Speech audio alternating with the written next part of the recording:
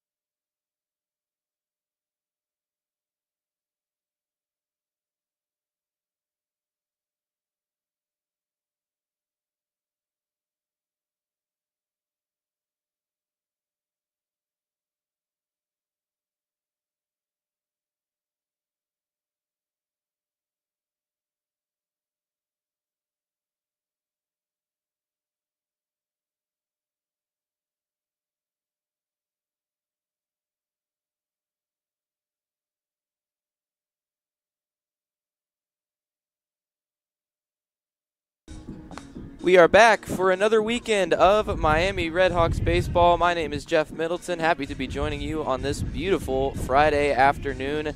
McKie Field at Hayden Park as we see the Miami RedHawks take on the Eastern Michigan Eagles. These two teams, both MAC conference teams, a big weekend for both of them in terms of playoffs and tournament standings. The Miami RedHawks coming in on a 5-game winning streak. Started on April 17th at Butler University. Sweep of University of Toledo, and then a win against Xavier at home on Tuesday. They come into this series looking to keep up their tournament hopes. On the mound for the RedHawks is starter Lucas Galdoni. Galdoni, a right-hander, is pitching to the tune of a 7.34 ERA, a 1.99 WHIP. He's a record of 3-2. Appeared in 12 games so far this year, only started 2. He's been pitched 30 2/3 innings. Has an opponent batting average of .311, and will be facing this Eastern Michigan Eagles lineup that has been very strong to start the year. As we take a look at the opponents, batting first is the shortstop,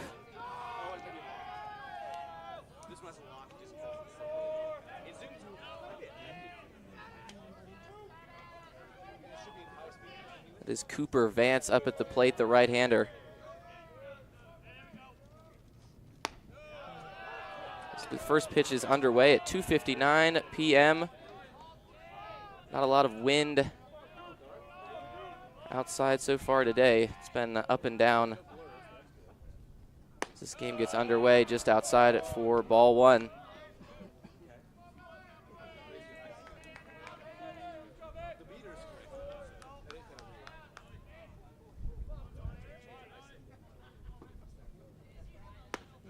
It's a swing and a miss outside to go ahead in the count for Galdoni at 1-2.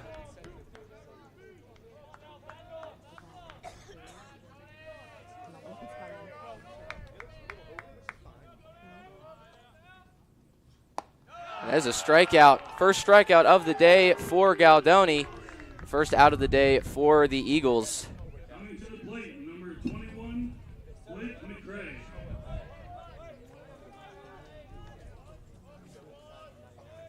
Number 21, Blake McKie coming up to the plate. 338 average on the year, 945 OPS. Only missed one game for these Eagles. Played in 38, started in 37. 511 slugging percentage and an on-base percentage of 434. As he shoots that one, little blooper in to short right field for the first base hit of the day for the Eagles. Galdoni, right after his first strikeout of the day, gives up the first hit of the day. Coming up now is Logan Hugo, another hitter for these Eagles that has had success so far at the plate. 279 average, an 861 OPS, 507 slugging percentage, and a 354 on-base percentage. You let this guy get on the base pass. Also has 17 stolen bases on 21 attempts. This Eastern Michigan Eagles team likes to run. 3 players with at least 10 attempts. Hugo at the plate currently has the most with 21. Next highest is Cooper Vance, who has 13. Vance was the leadoff hitter for today.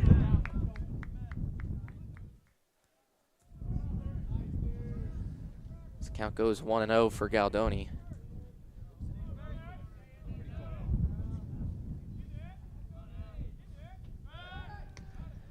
Makes a pickoff attempt again over at first.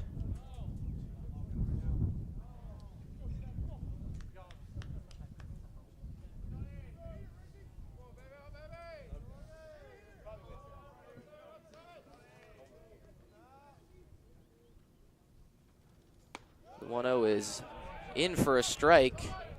Good curveball. As we look at the Miami defense, out and left we have Rylan Zaborowski starting out there. There's a little change in at defense. There's another pickoff attempt over to first.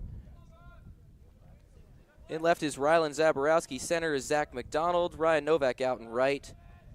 Tyler Gordon at third base. Dylan Baker in the 6 hole. Blake Buzzio at second. Evan Applewick over at first as that one is shot out to left field.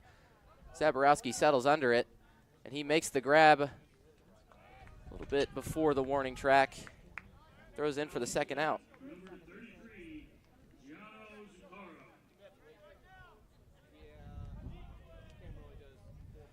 Gianno Zuccaro up to the plate now. For these Eagles, Zuccaro has been one of the best hitters. We're talking about the Eastern Michigan lineup. This one, Zuccaro has been toward the top as another pickoff attempt over to first. Zuccaro with a 374 average, 464 on-base percentage. That leads these Eagles, and a 565 slugging percentage, which is second on the Eagles. He's got 4 home runs on the year, 11 doubles, which is the team lead. Has played in 36 of the 39 games that the Eagles have played so far.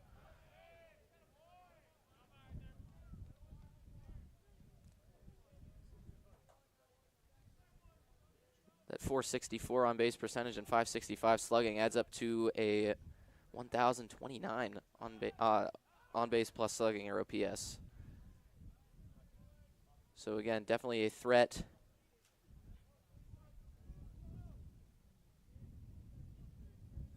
In the 4 hole for these Eagles.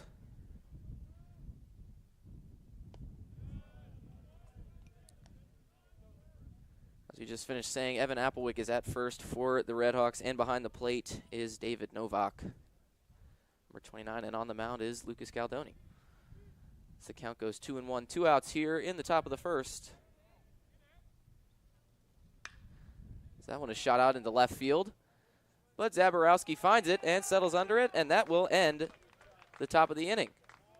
So 1 hit, no runs, as the Miami RedHawks will come up to bat in the bottom of the first. You are listening to Miami Baseball.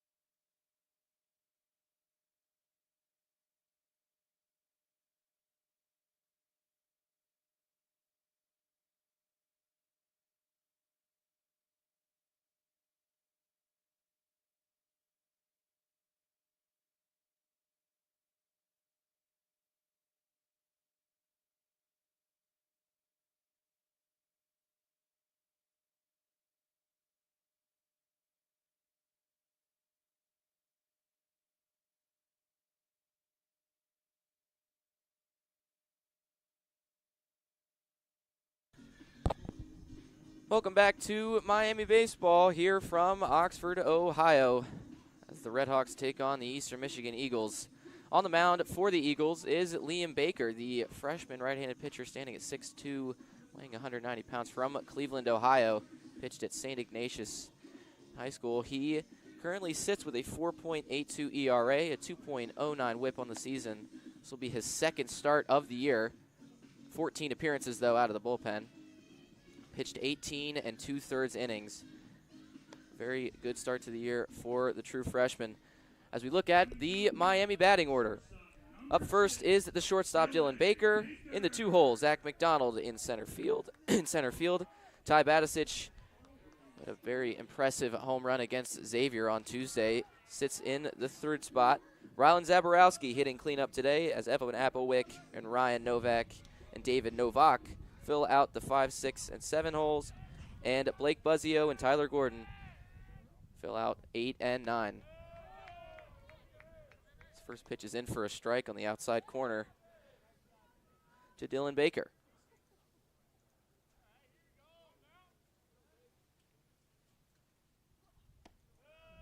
So just a bit inside and evens the count at 1-1. Baker sitting with a 278 average so far this year, 38 games played. That is all of the games that Miami has played. They're 19 and 19 on the year, sitting right in the middle of the pack in the Mid-American Conference.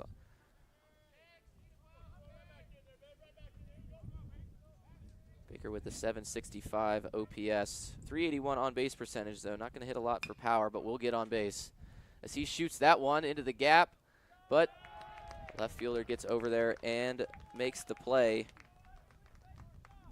That is Zuccaro, the left fielder out there. So a threat at the plate and good range in the field out there as he makes the first out of the game. Up next is Zach McDonald, and the best hitter on this Miami roster so far this year. 370 average with a 1,262 OPS. That is at 1.262. Very, very, very good year so far for the junior out of Portage, Michigan. Not only is he hitting well, but when he gets on base at the almost 500%, 50% of the time, he can also steal bases. 12 out of 14 on stolen bases and stolen base attempts. So very high success rate. He's one of the only players on this Miami roster that consistently steals and steals well. So that one's in for a strike. Make the count 3-1. But he's the only player with at least 10 attempts. The next highest is Tyler Gordon, who is 4 for 5 on the year. So the count goes full at 3-2. McDonald was recently named the Male Miami Athlete of the Week.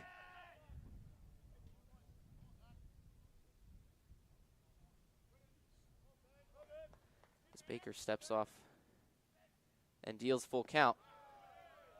McDonald will walk as Miami gets their first base runner. So McDonald, who just talked about, is a threat on the base paths. As a hitter in Ty Batisic that can crank the ball out of the park, but he can also get on base as well. So we'll see what these two can do in tandem. And, of course, Rylan Zaborowski in the on-deck circle.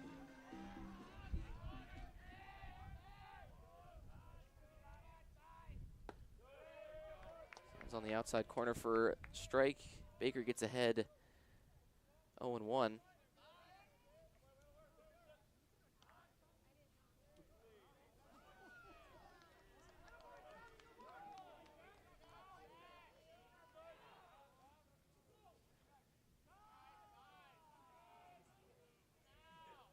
Batisic is second on the team in RBIs as that ball gets away from the catcher, and McDonald will move into scoring position.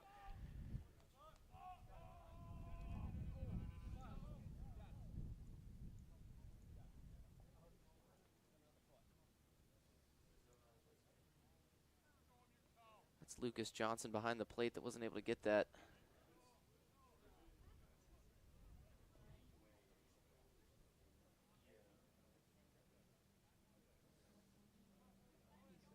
Looks like there's going to be a review here.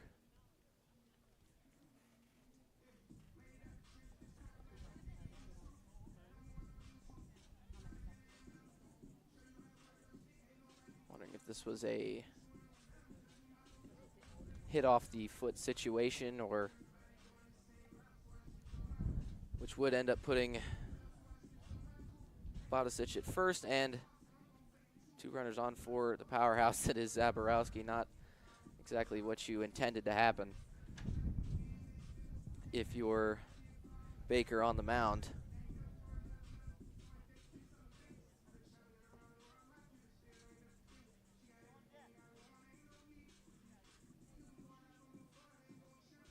Now, it's an interesting drop-off that these RedHawks have. You have 3 players in the starting lineup today with at least a 300 average, and Tyler Gordon is close with 292. 3 players are McDonald, Zaborowski, and Batisic. All 3 of them have an OPS over 800.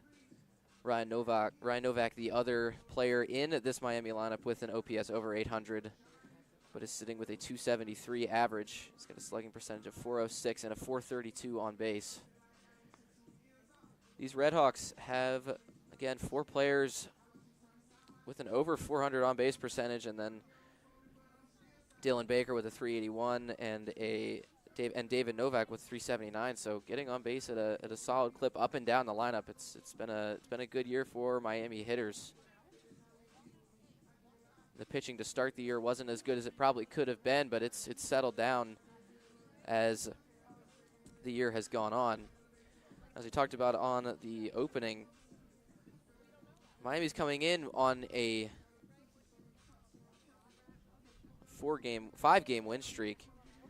First win was against Butler on April 17th. Win was a 6-4 win, and then they played the University of Toledo last weekend and swept them. Big 13-0 victory on Friday, a 43 win in 10 innings on Saturday, and then another big victory 10-2 on Sunday to close it out. So a big series there for these RedHawks, and then of course the 11-1 win against Xavier that ended up being a run rule 8-inning contest.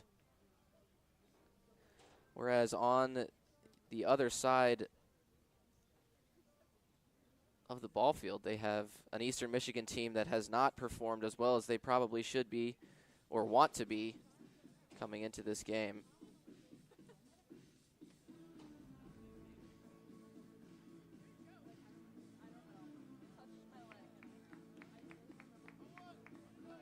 Looks like he was not hit, so just go back into the batter's box with an even count of 1-1. Yeah, this Eastern Michigan team last game was a loss against Oakland, who Miami played earlier in this year, 14-11. As Batisic sends that one into the gap in right field. McDonald is going to come home and score for the first run of the game for the RedHawks as they move up 1-0. A single for Ty Badicic puts the RedHawks up early, with Rylan Zaborowski coming up to the plate and Badicic on first. So a big hit to establish a lead and get to the heart of this Miami order.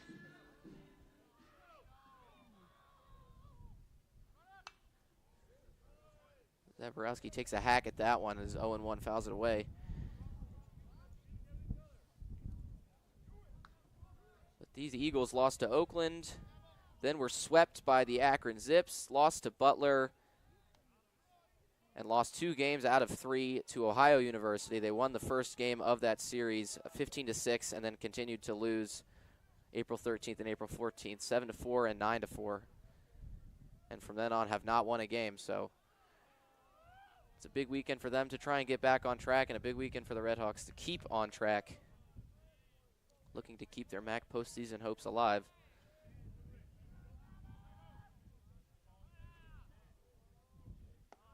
That one's dealt high, 2-1 on Zaborowski.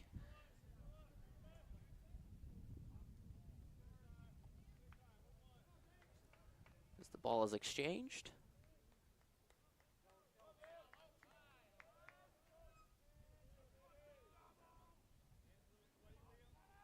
Badicic takes his lead off first.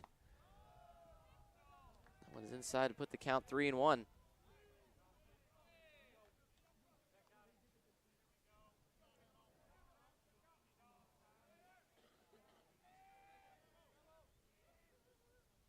This pitch is inside, and that'll put Badicic in scoring position, and Zaborowski on first for Evan Applewick.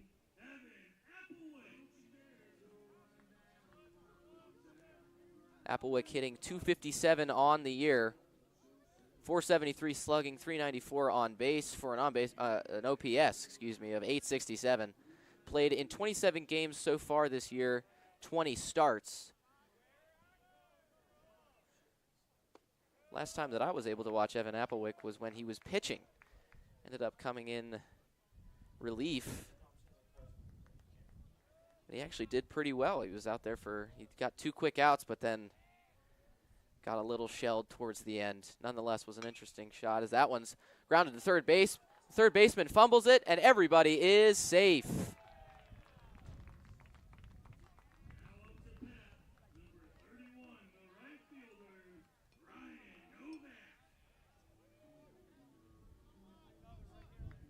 A defensive miscue over there at third base by Glenn Miller puts Evan Applewick on first. Everybody's safe around the bases. And Ryan Novak steps up to the plate with 1 out in the bottom of the first, and the base is loaded. He sees the first pitch in as a ball. The count moves at 1-0.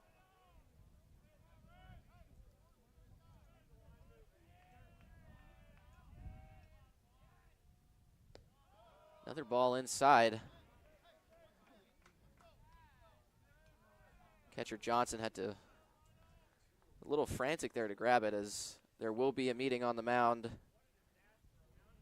Not seeing what they need to from Liam Baker so far.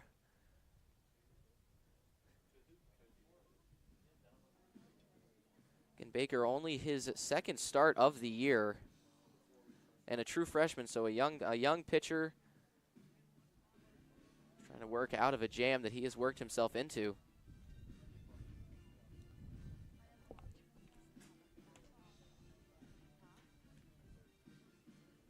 Baker's last time out was against Akron, which he allowed 4 hits, 4 earned runs, 1 walk, and only struck out 2 in 1 2/3 innings.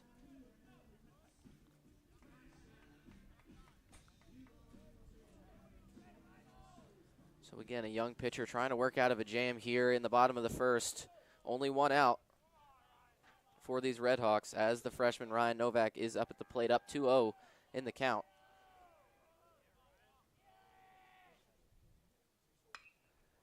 Novak shoots that one to second base, eats him up a little bit, and a run will score. Novak is out at first, but Sacrifice pays off as the RedHawks go up 2-0. As Badicic comes across home plate.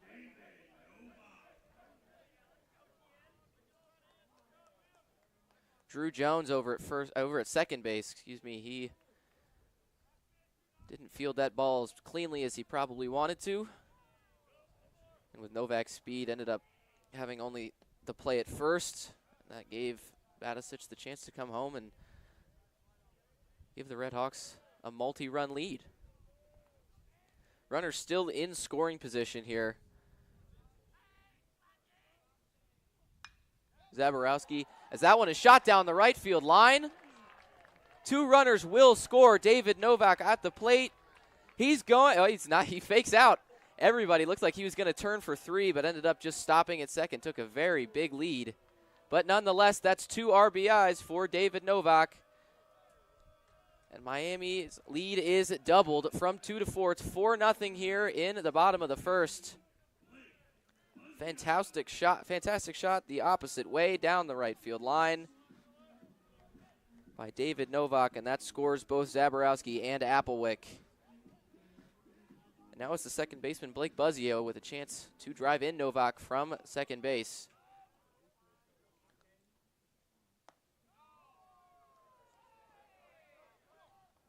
Another ball from Baker. Has not been getting ahead in many counts here so far.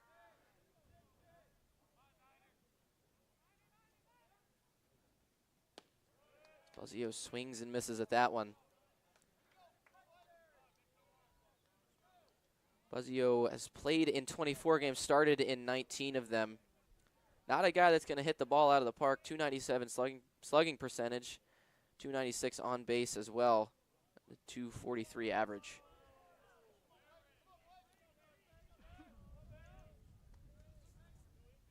Buzzio, a junior from Stowe, Ohio. Played at St. Edward High School, 5'11" infielder. Grounds that one to third base. The tag is applied to Novak, who was moving with 2 outs, and the inning is over.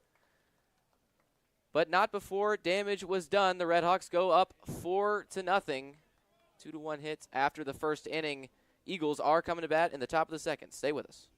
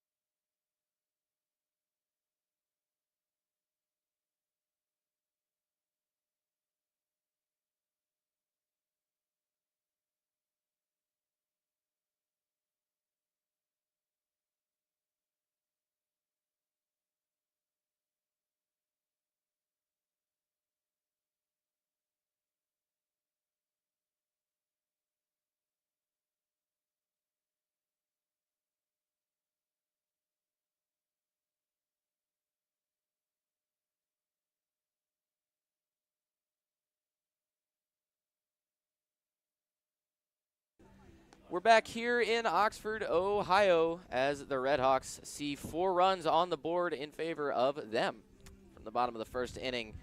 Some fantastic hitting done, the best coming from David Novak as he drilled one opposite field down the line to bring in Rylan Zaborowski and Evan Applewick. So some good hitting, and now Lucas Galdoni looking to continue his strong outing in the top of the second. Only allowed 1 hit, but no damage was doing as he had his first out was a strikeout.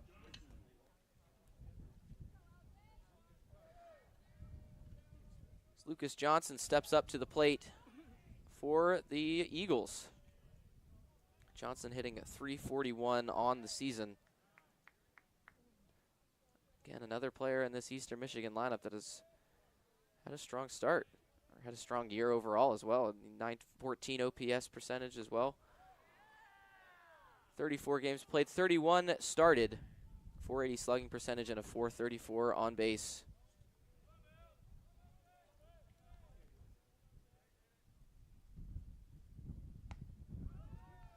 Another good pitch from Galdoni. Goes up 0-2 on Johnson.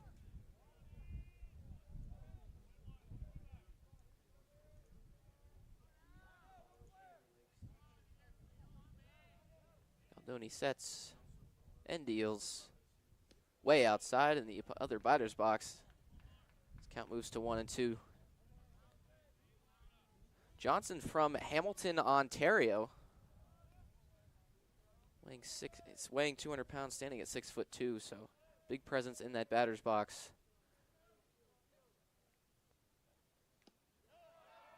See, foul tips that one into the glove for Galdoni's second strikeout of the day.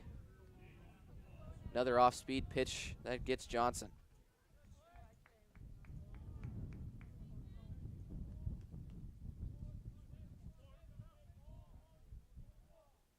So Galdoni getting some swing and miss stuff here early.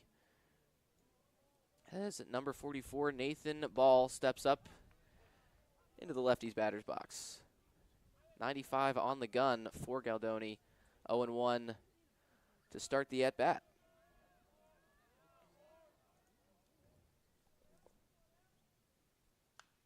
So that one's fouled back to the screen quickly. 0-2 on another mid-90s fastball from Galdoni. Really got that working today.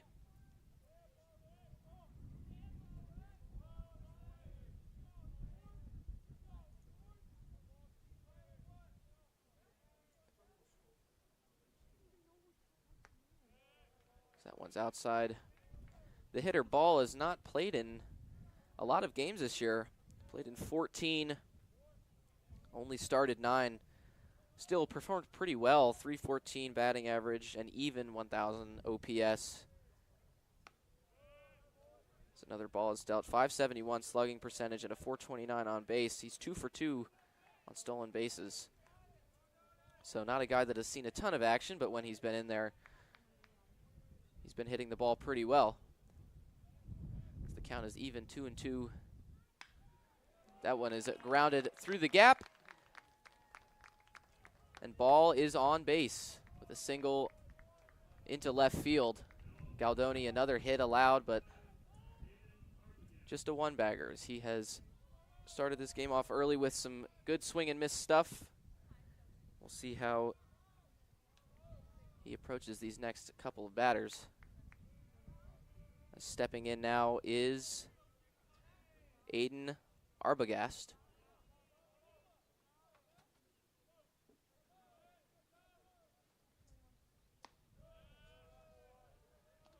Arbogast sees a breaking ball and takes that one for a ball.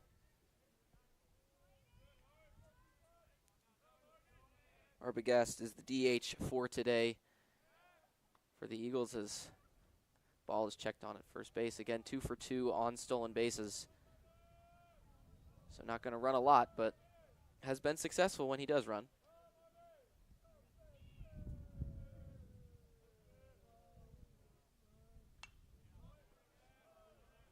Galdoni deals 94, and that one is fouled up and away.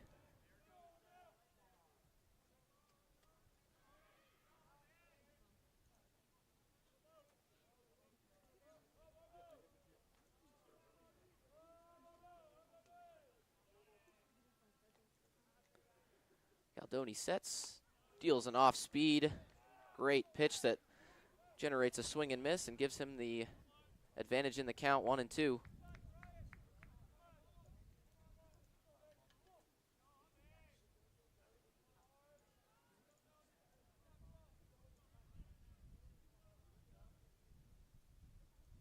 Galdoni deals another off-speed pitch and generates another swing and miss for his third strikeout of the day. 2 outs now in the top of the second.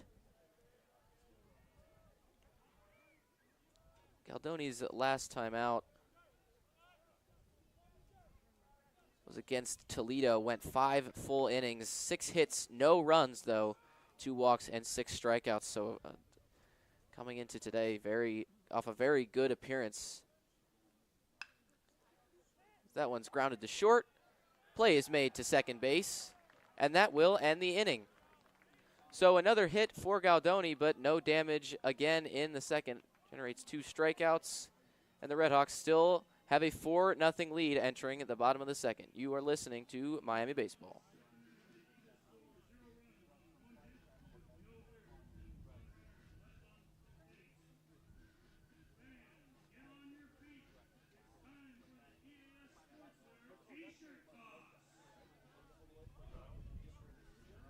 They're doing T-shirts?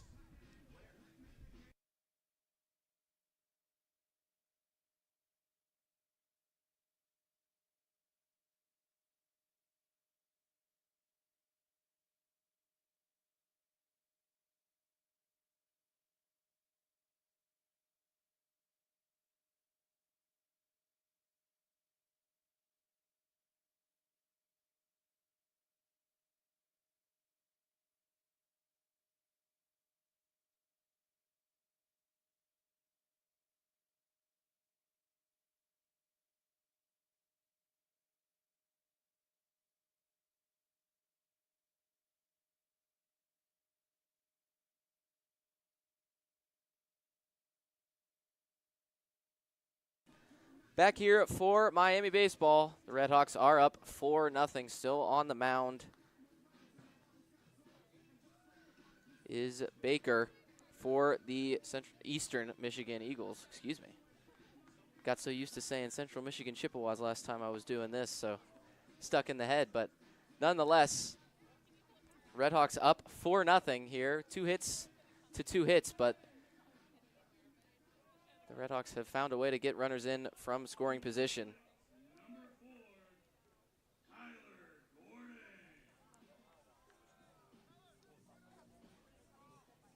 Tyler Gordon steps up to the plate.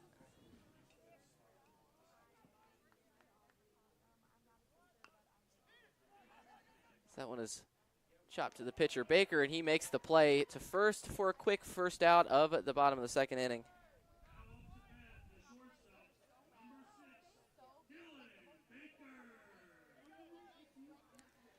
Dylan Baker, the shortstop, who made the play to end the inning at the top of the second. Made that play over to Blake Buzzio at second base. Is now stepping in. And he gets plunked immediately.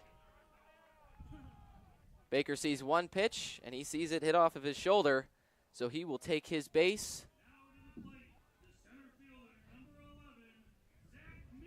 And give way to Zach McDonald.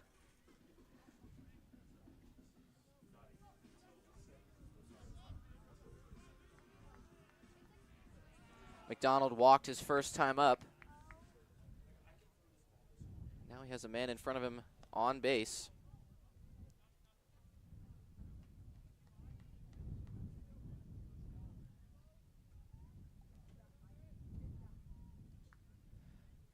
McDonald leading this team by a lot in home runs. 16 on the year. The next highest is Rylan Zaborowski, unsurprisingly, with 7. We know the kind of powerhouse that Zaborowski is at the plate.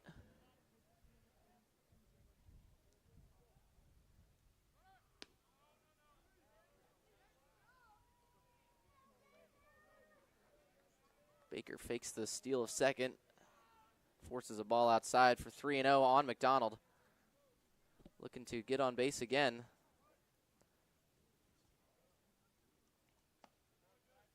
And he does. He walks for the second time today. And that puts Baker at second. Again, the RedHawks doing some damage with 1 out. Ty Batisic now up to the plate.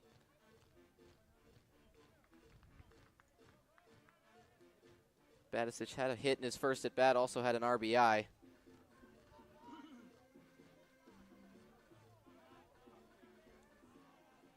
Had that single in to right center field, drove home McDonald, and he grounds that one to first base. Runners move into scoring position,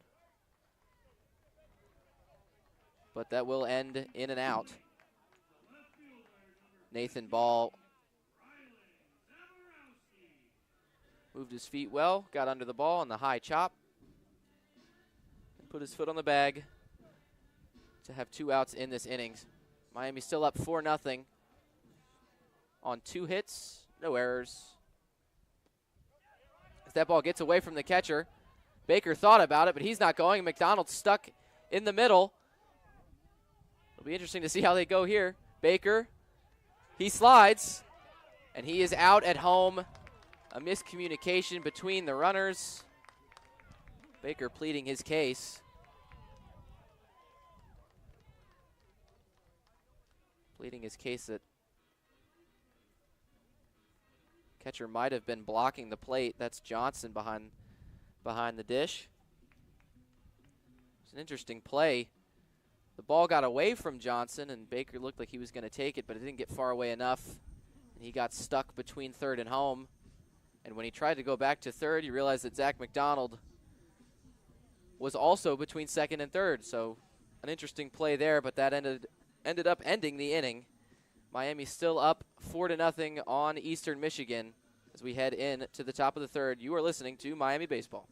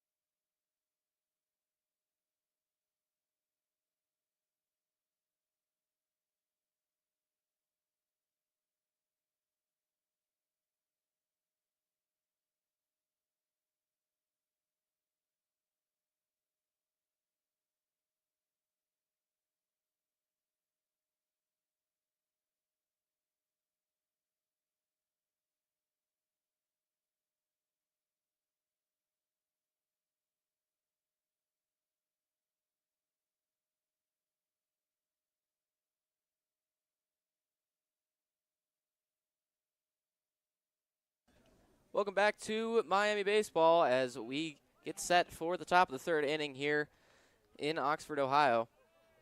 Interesting play to end the second inning. As Baker got caught between third and home, and Zach McDonald got caught between second and third.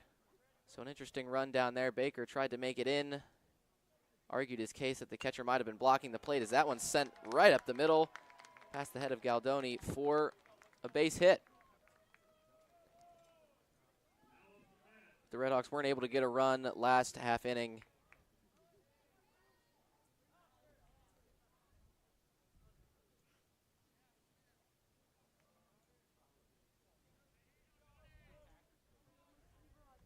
Galdoni's back on the mound for the Redhawks. Seen him get some good swing and miss stuff early, but allowed a hit there right back towards him on the mound. So that one's high and inside for ball one.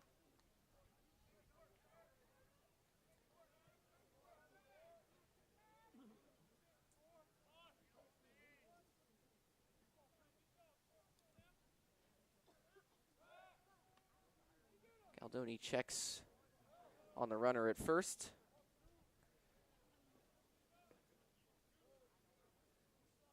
That's Glenn Miller, the third baseman for these Eagles, who got that base hit and is now leading off first. Slider with some good movement there. Catches the inside corner and draws the count even.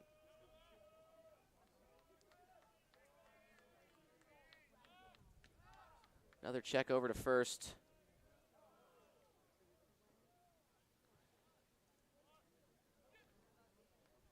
Miller 4 for 4 on stolen base attempts this season so far.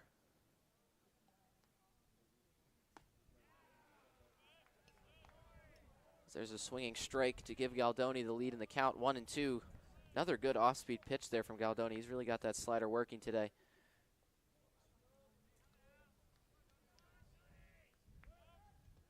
Another check over to first.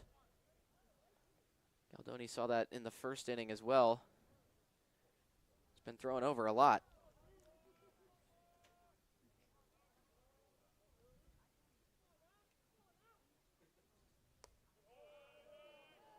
almost gets a swing there, but nothing doing to draw the count even at 2-2. It's interesting to see Galdoni check over as much as he is. Miller leaning way over towards the bag. That one is sliced to third. Play over to second, but will not get the man at first. So a good play there by Tyler Gordon to field it and throw it over to second to get the out in the first out of the inning. But the double play ball was a little less hopeful than they might have wanted it. This was a little bit of a slow roller down the third base line.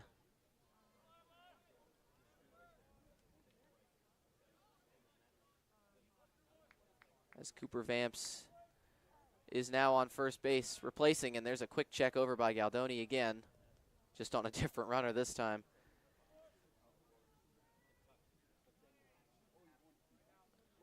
Now, if there is a guy that you would like to check over on as well, Vance is one of those guys, 11 for 13 this year on stolen bases.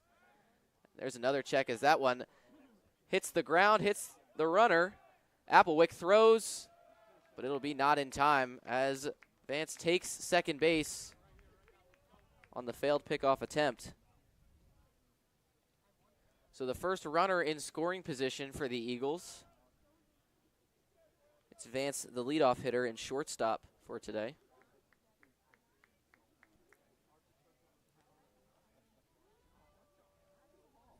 As Blake McKie is up to the plate, first time up.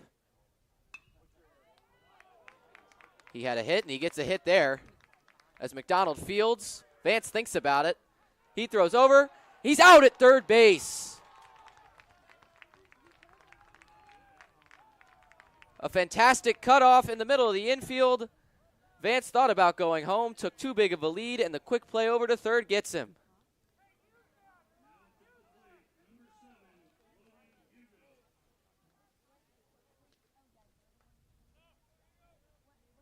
Tag applied there by Tyler Gordon, who made the first out as well. Looked like it was Evan Applewick that made the quick throw to third base to generate that out. A fantastic play in the field by the Miami defense and keeps this lead at 4-0. Gives Galdoni 2 outs to work with on the mound as well.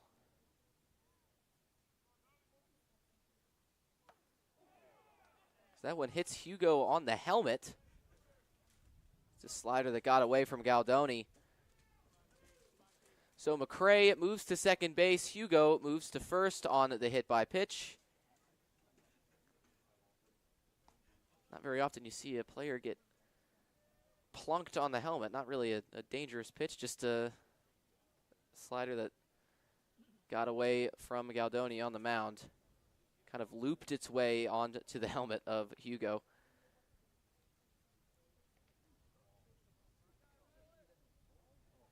And now it's Zaccaro back up. Seen some range in the field. 0 for 1 his first time up.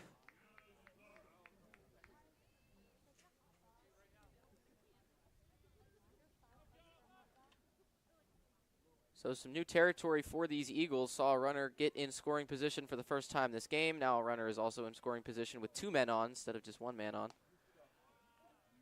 Zaccaro sees that first pitch in for a strike. It's 0-1.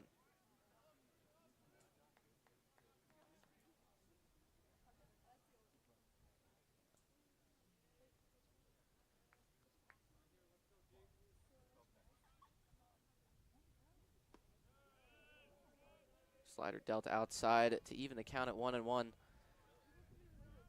Zaccaro gets very low in that batter's box, almost in a squatting position.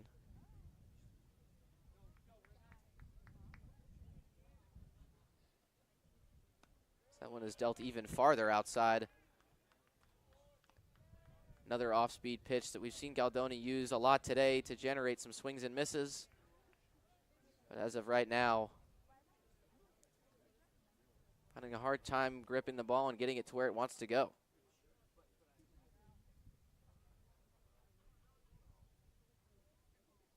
Galdoni deals. There's the slider in for a strike.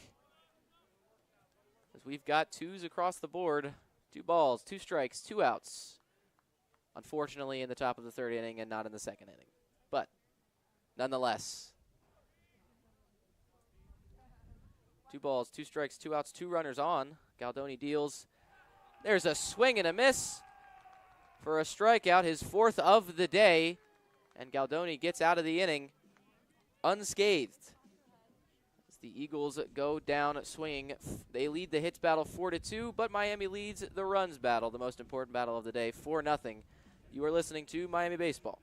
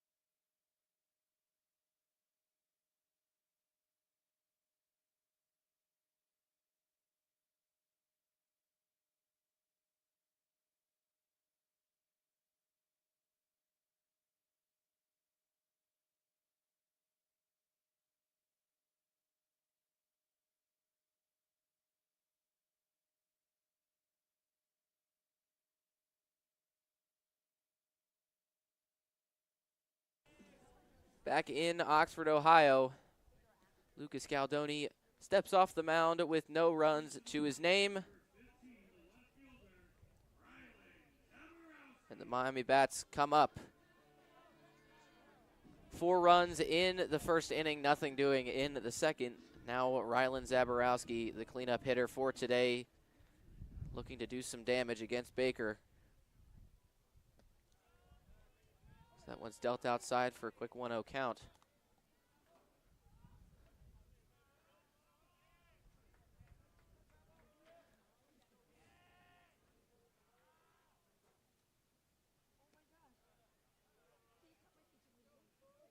Zaborowski almost swung there, but did not end up going. Looks at the ball for 2-0 here in the bottom of the 3rd. Again, does the same thing, but sees the 3rd ball of the at-bat. 3 straight balls to Zaborowski from Baker.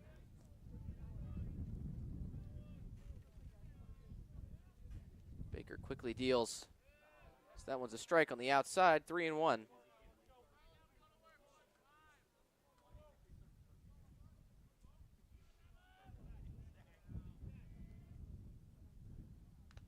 Baker deals. That one's fouled off the catcher.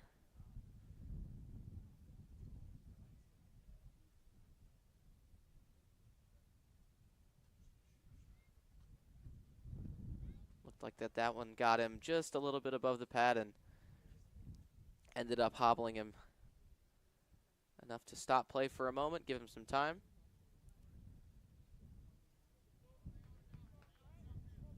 As Johnson steps back in behind the dish, and Zaborowski steps back into the batter's box. Full count here on Zaborowski. The pitch is dealt low for a walk. Zaborowski will take first base.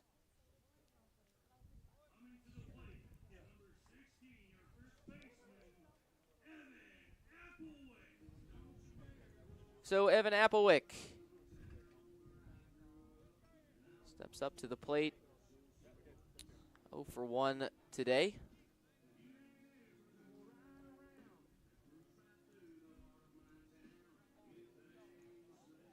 Playing first base today for these RedHawks. Saw him get Vance out at 3rd last half inning. Quick snap throw to 3rd as Vance got a little bit too far away from the bag trying to get home. Ended up getting him out for the 2nd out. So a big turn of momentum there for the RedHawks defense and Galdoni on the mound.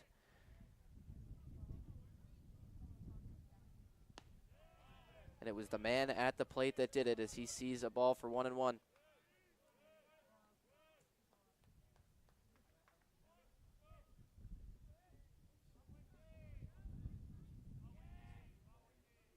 Zaborowski takes a short lead off first.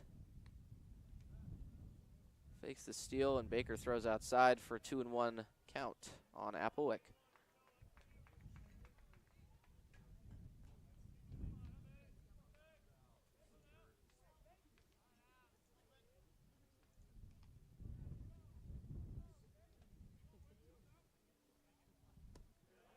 Applewick takes a hack at that one to even the count at 2-2.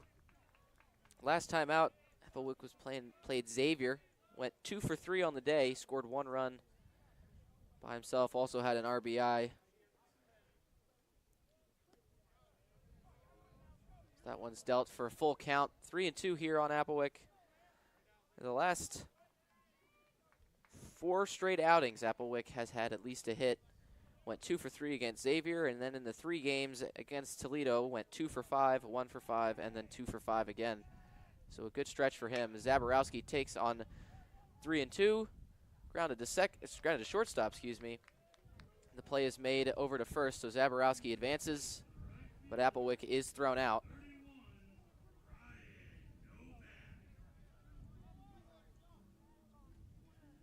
Cooper Vance on the play there at short. And the freshman Ryan Novak steps into the batter's box for these RedHawks with a runner in scoring position. There will be a meeting on the mound. It looks like there will be a pitcher change, as there was some action in the Eastern Michigan bullpen, and with Novak coming up, that will be the end of Liam Baker's day. So the true freshman gives up 2 hits, 4 runs, 1 of them earned, 4 walks with 0 strikeouts in 2 1/3 innings pitched. And there will be a new man on the mound for Ryan Novak and these RedHawks batters when we come back. You are listening to Miami Baseball.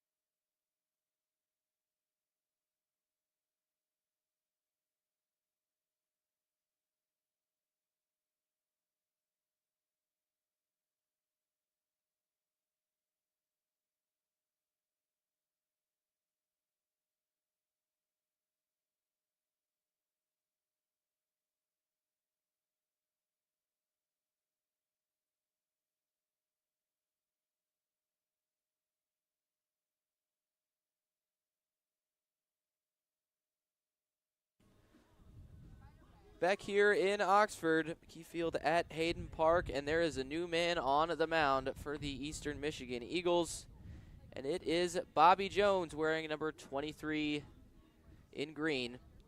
The senior from Loveland, Ohio, standing at 6'5", weighing 210 pounds. This is his first appearance, not as a start so far this year.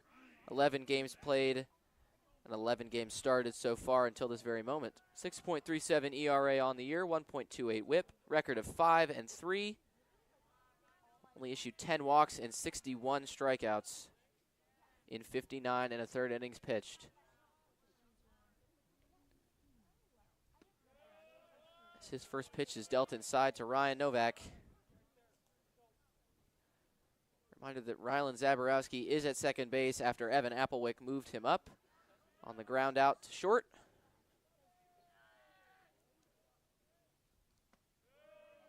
Jones deals, and Novak swings and misses to even the count at 1-1 here in the bottom of the 3rd inning.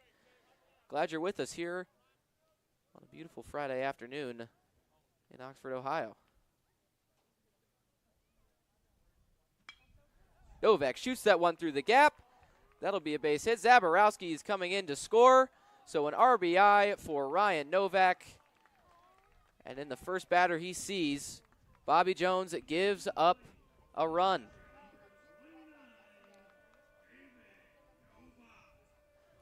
So the RedHawks go up 5-0 with David Novak up at the plate. David Novak had that extremely important shot down the right field line, first base line, into right field to bring in 2 runs and put the RedHawks lead at 4-0 before the Eastern Michigan Eagles got out of the first inning.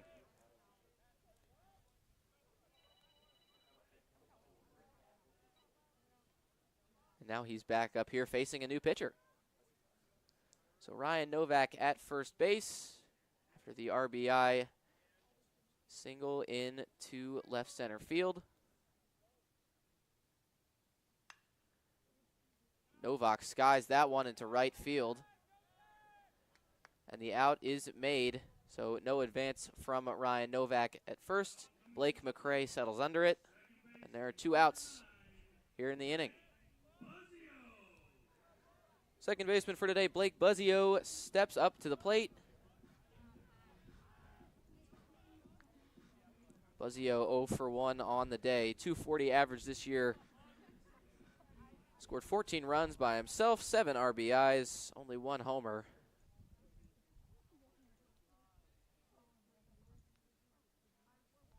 As that one hits him. So another hit batter, second one of the day for the RedHawks. Buzzio will take his base, and Novak moves into scoring position after the hit by pitch. So Jones not out of this yet. Tyler Gordon steps in now.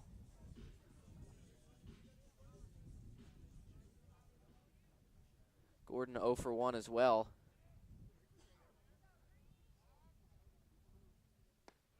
Sees that one in for a first pitch strike, 0-1.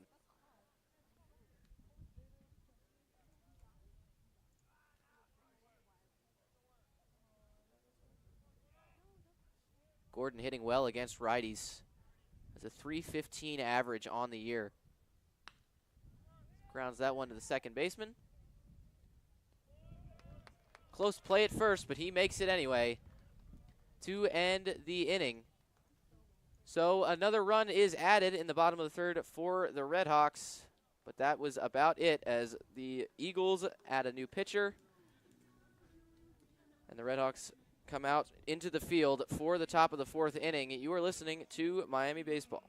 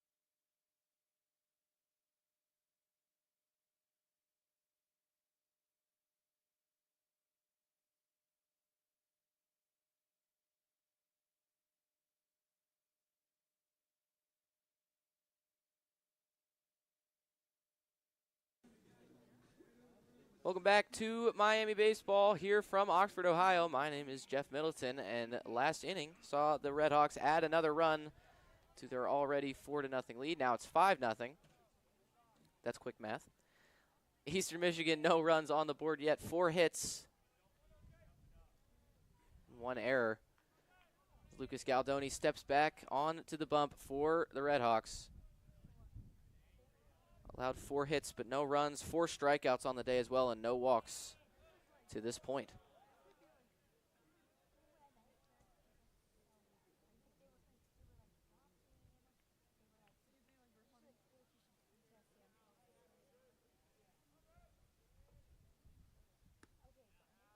Another ball dealt outside, 2-0 to the hitter Johnson. Johnson we saw last half inning. Have a tough time corralling a couple of baseballs behind the plate as he goes around on that. A little bit of a check swing, but did not hold up as the count moves to 2-1. Johnson at the plate, struck out last time.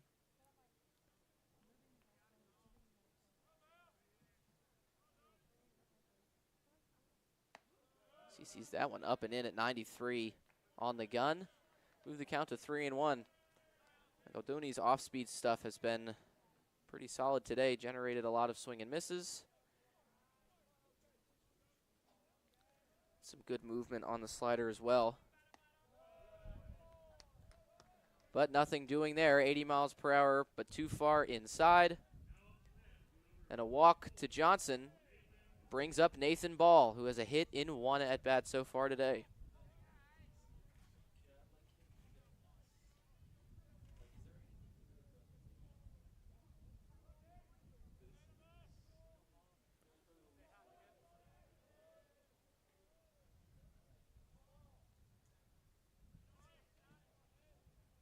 So a man on first, ball up at the plate, and the ball in the hand of Galdoni on the mound as that one is seen for a strike outside at 82.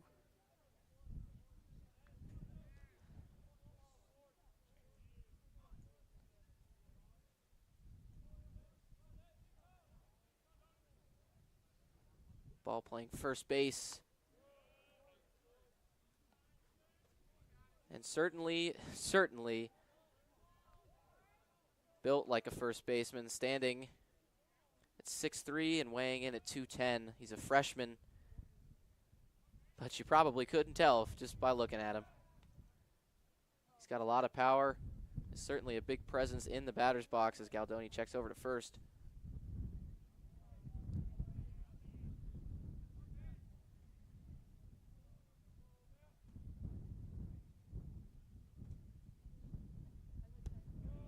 Galdoni deals the off speed, but falls behind 2-1 in the count.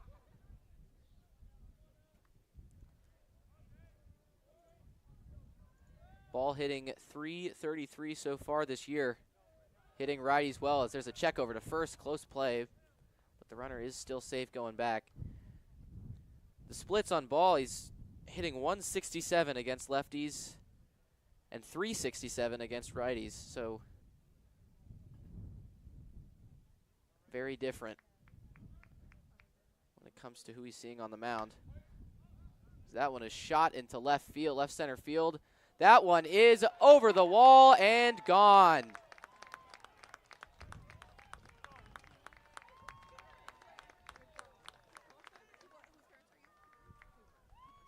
Nathan Ball hits a 2-run shot to left center field over the 376 wall marker as the wind is blowing out in that direction. And the Eastern Michigan Eagles get their first 2 runs of the day. Mentioned it before, Ball is hitting extremely well against right-handed pitchers. And even though that one wasn't hit as hard as he probably could have or wanted to hit it, ended up carrying well over the fence and hitting the scoreboard.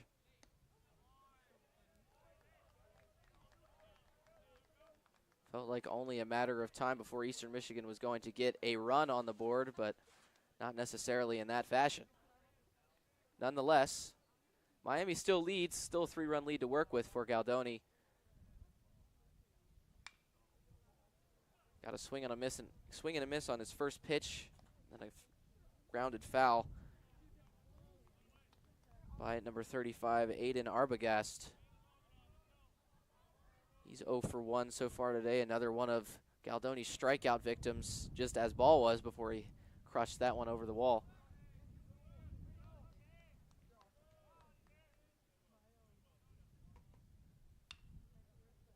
Galdoni sends that one to third base. Gordon over there makes the play, and the tag is applied. The runner is out, so a great play over there by Gordon. not the fastest ball coming to him over at third, and had to hurl that one over to Applewick at first, but threw it right into the path of the runner, and Applewick applied the tag for the first out of the inning.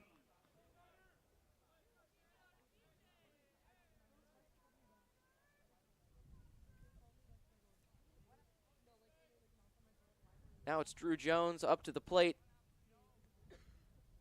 Second baseman today for the Eagles. That one is high and inside. Another off-speed pitch that kind of got away from Galdoni to a right-handed hitter.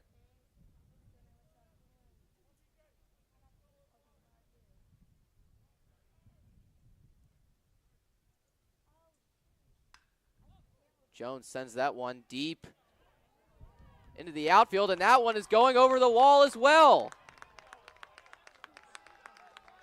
Zach McDonald went back until he could go back no further. And Drew Jones, another one of Galdoni's strikeout victims earlier in this game, hits a ball over the wall in center field. Jones not necessarily a power hitter. Only .308 slugging percentage so far this year, .645 OPS, batting .215. But he got a hold of that one and sent it out of the park, and now the Miami lead is cut down to just 2 runs.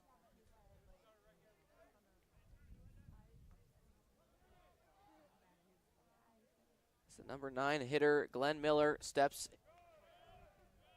into the batter's box. Galdoni looking to find his rhythm again.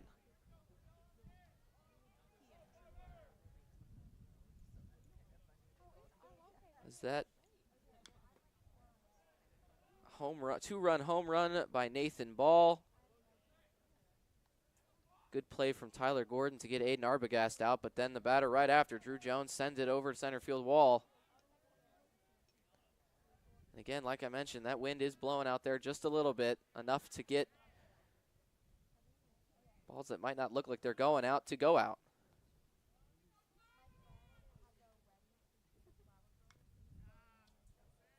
That one's foul tipped to give Galdoni the 1-2 count advantage.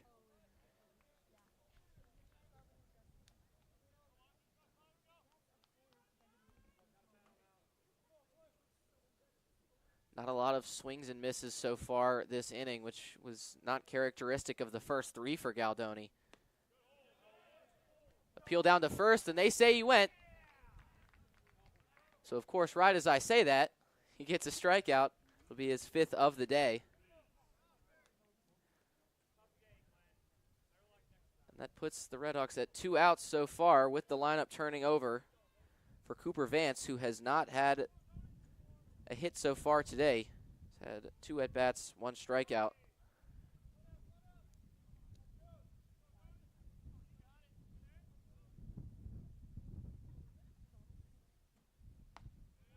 Galdoni deals an off-speed inside, and that'll go in for a strike. 0-1 count on Vance.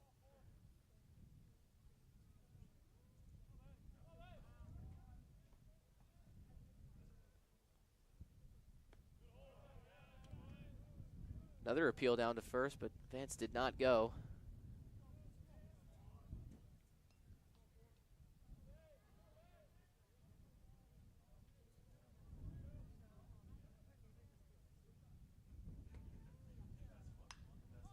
As that one is shot high into center field. McDonald settles under it, and he ends the inning, but not before long ball damage was done on the Redhawks starter, Lucas Galdoni. The Eagles get back 3 runs. Redhawks still lead 5-3 here from Oxford. You are listening to Miami Baseball.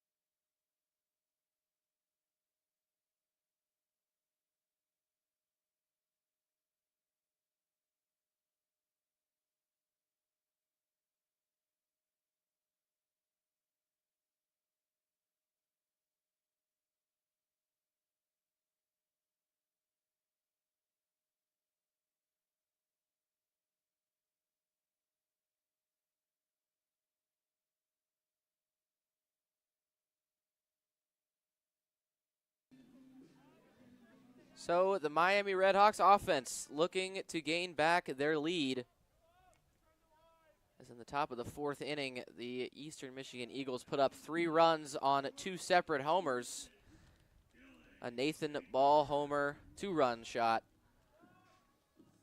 that hit the scoreboard, and then a Drew Jones home run that went over center field. That was a solo shot, so 3 runs for the Eagles.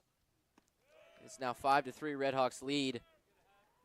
As Bobby Jones, the pitcher that was brought in relief for Liam Baker, back on the mound, threw 8 pitches in that first inning appearance.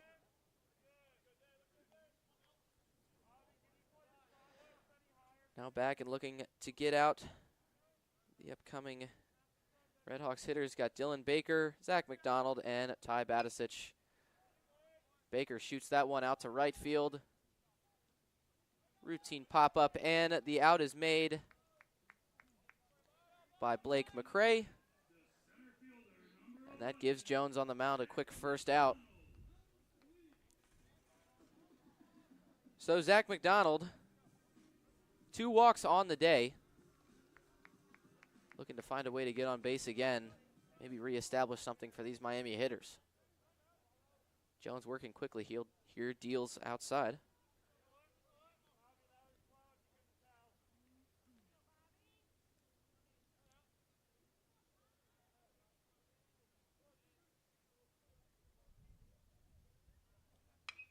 McDonald shoots that one to left field, but that will not get down as the wind is blowing out there.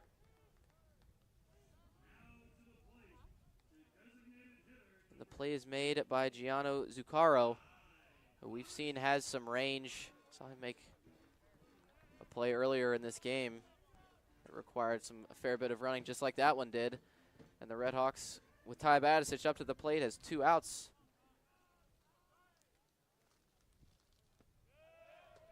That one's dealt inside for a ball. 1-0 the count. Batisic in his first time. Batisic has had 2 at-bats so far today. Had a hit and an RBI in his last time up.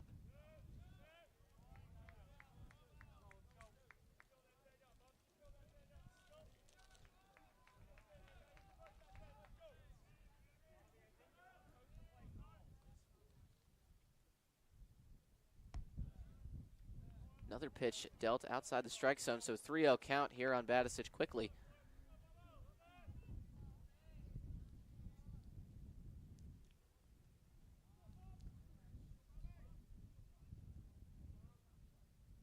Jones deals the 3-0. In for a strike, 3-1. So the RedHawks still leading 5-3, losing the hits battle 6-3. Both teams have an error.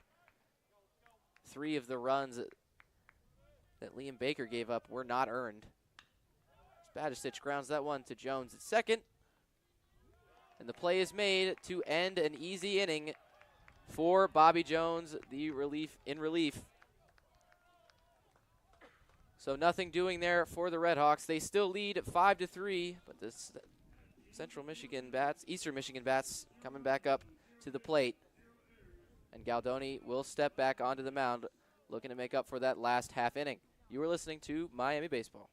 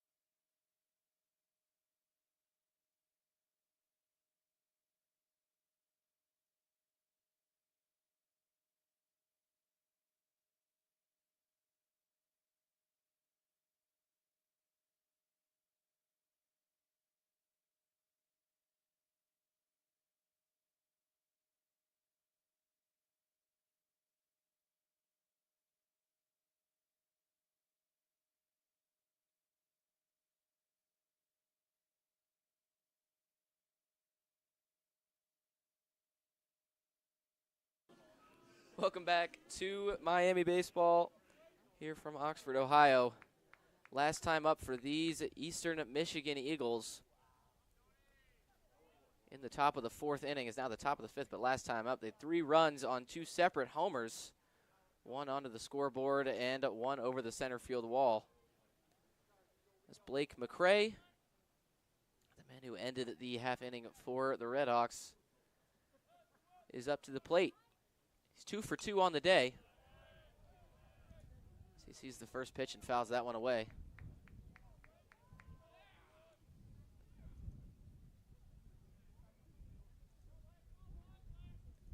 McKie had the hit that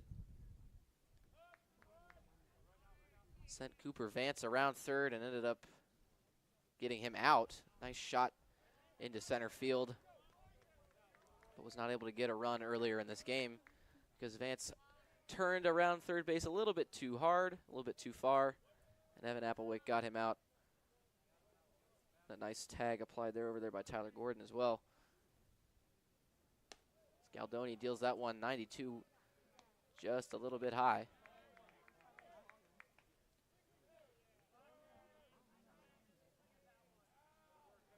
Scaldoni's pitch count sitting around the mid-60s as of this point.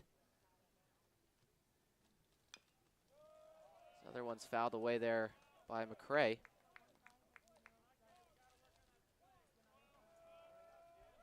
Scaldoni, 6 hits allowed, 3 earned runs, 1 walk, and 5 strikeouts on the day. Looking to recover from the top of the 4th inning in which they saw the 3 runs scored.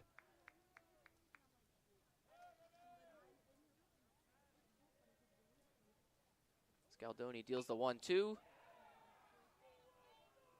And that one is swiped at and fouled down the first base side. That one was quite inside, but McKie was able to get his hands in and at the very least stay alive in this 1-2 count.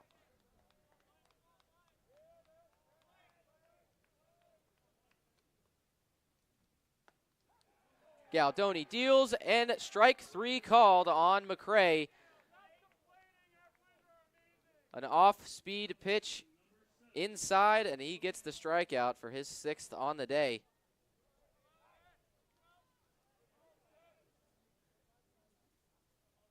And now it's Logan Hugo, 0 for 1 in his first time up.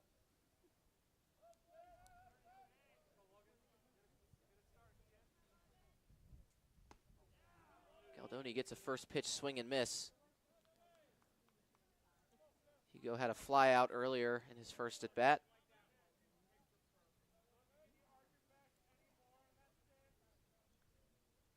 Another swing and miss there from Hugo puts Scaldoni ahead early, 0-2.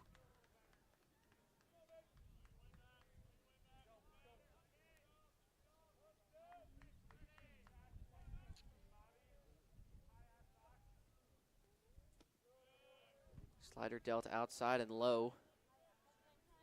1-2. Again, that wind is blowing outside.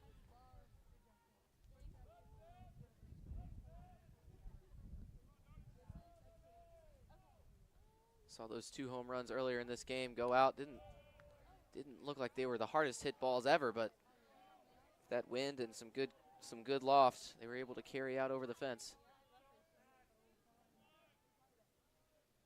The count moves even, 2-2 here in the top of the 5th inning. Miami still leading 5-3. Scaldoni deals, and that one is shot out to left field. Zaborowski going back, and it is gone. Another home run for the Eagles.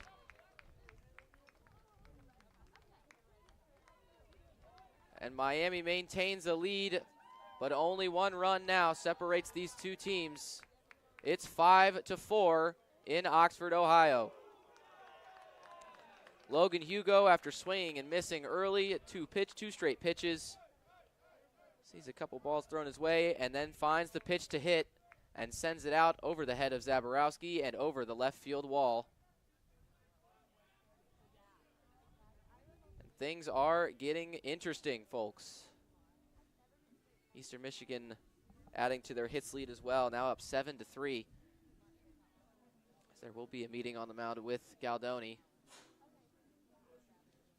and David Novak, the catcher.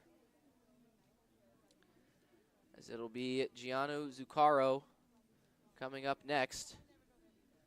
And as we mentioned earlier in this game, Zuccaro has been one of, if not the best hitter for these Eagles.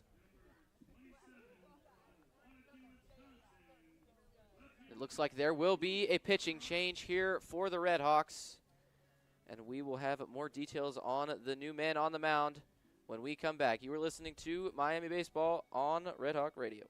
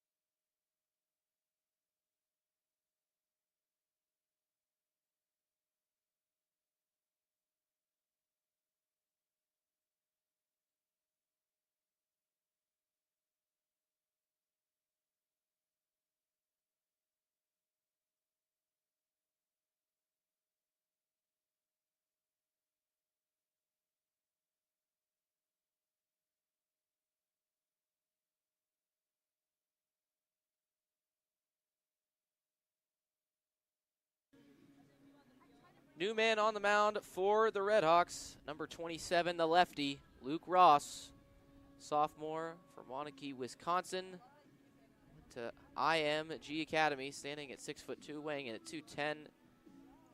Last time out was against Toledo, pitched 4 innings full, allowed 4 hits, no runs, 2 walks, and had 4 strikeouts.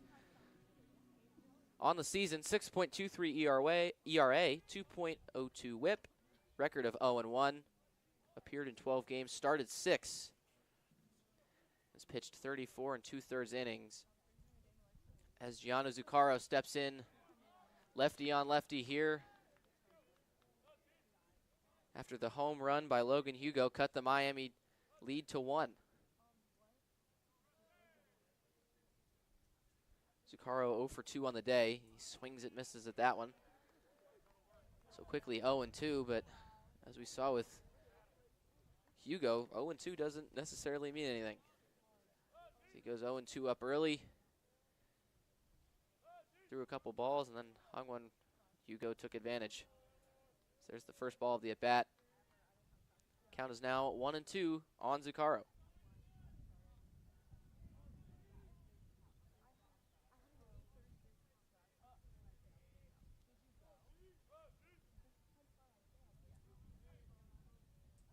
Ross sets and deals outside to even the count at 2-2.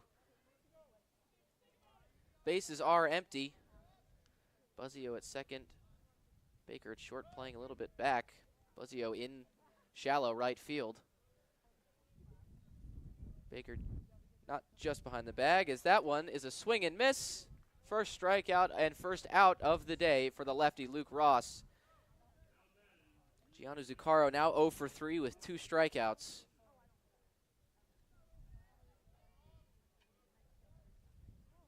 But he stops before the dugout and tells the next hitter, Lucas Johnson, something. Had his mouth covered with his helmet and relayed some information to Johnson and Nathan Ball, who's on the on-deck circle, the man who hit the first home run of today's game. Ross deals that one in for a strike, 0-1.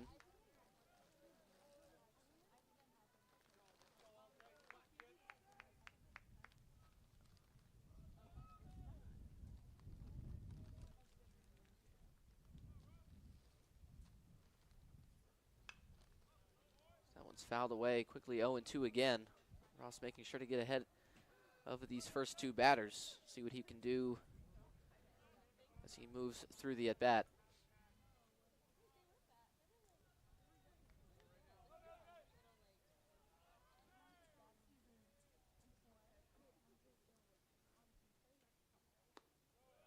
Fouls that one just a bit outside. 1-2, 2 outs here in the top of the 5th inning. Miami leads the Eagles 5-4. Eagles leading the hits battle 7-3. Both teams with an error, and both teams into their bullpen. So that one's in for a called strike 3, and that will end the inning. So after giving up a home run to Logan Hugo, Lucas Galdoni heads to the dugout. Luke Ross comes in relief, and it gets 2 straight batters out with 2 straight strikeouts. Miami still leads 5-4 after the top of the 5th inning. You are listening to Miami Baseball.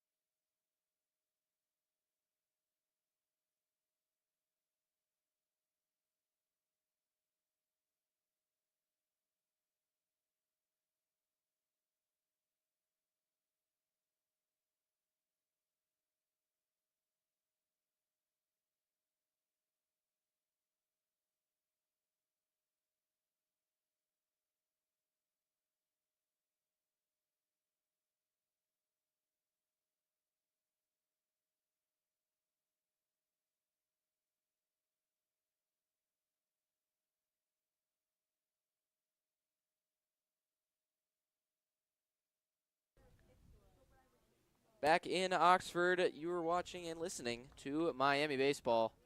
My name is Jeff Middleton as we get set for the bottom of the 5th inning. For the Eastern Michigan Eagles, scoreline looks like 4-7-1. 4 runs, 7 hits, 1 error. And for the Miami RedHawks, it's 5 runs, 3 hits, and 1 error as well. Stepping into the batter's box is the powerhouse Rylan Zaborowski. 2 walks today. Was hit by a pitch.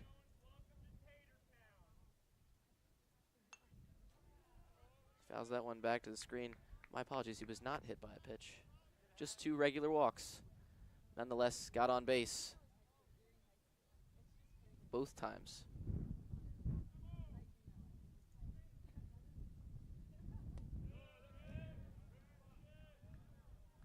Bobby Jones deals that one low. 1-1 is the count. Jones only allowed 1 hit since coming in relief for Liam Baker, the freshman. Another ball just outside, 2-1 as Zaborowski takes the lead in the count.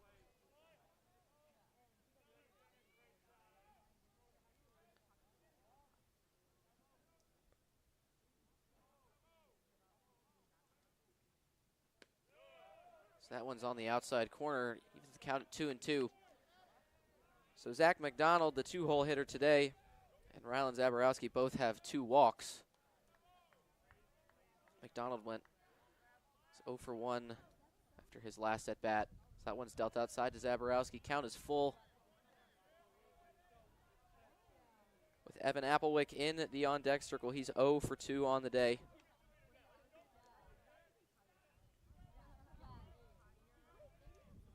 Jones deals. Zaborowski grounds that one to third. Throw across the diamond, and the play is made for the first out of the inning.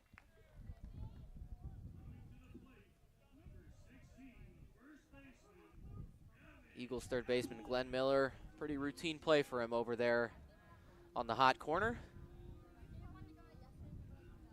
As now it's Evan Applewick, the first baseman for the RedHawks today.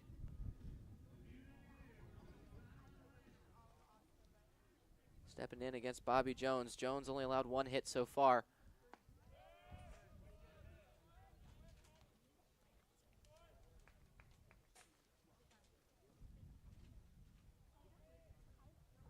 He goes ahead 0-1 here with 1 out.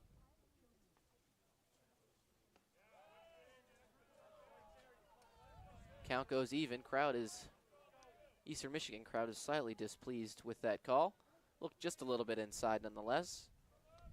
It is 1-1 with 1 out here in the bottom of the 5th inning.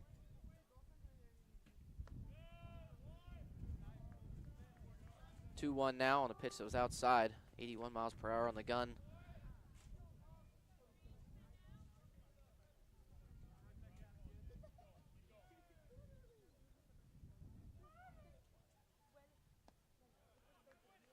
Down and away. 3-1 now for Applewick. Jones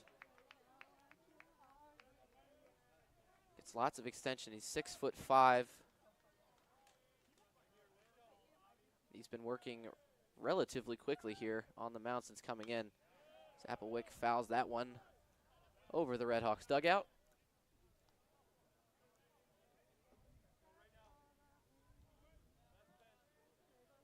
Applewick looking to continue his hit streak. Had a hit in the last 4 games. But he swings and misses at that one for the second out of the inning. So a good off-speed pitch there by Jones gets Applewick. And now Ryan Novak, 1 for 2 on the day, but has 2 RBIs. He's been a key part of this RedHawks offense all season, let alone today. He was the first batter that Jones faced when he came in relief. So now in his second appearance against Jones, see what he can do.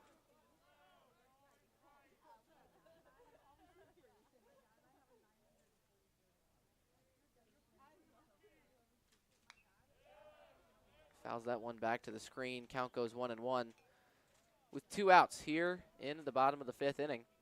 RedHawks still lead 5-4.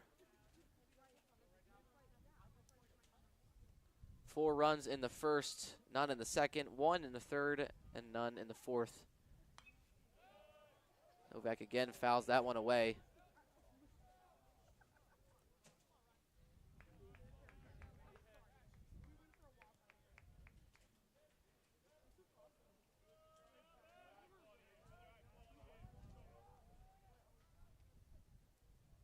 Jones sets, steals. Outside for ball 2.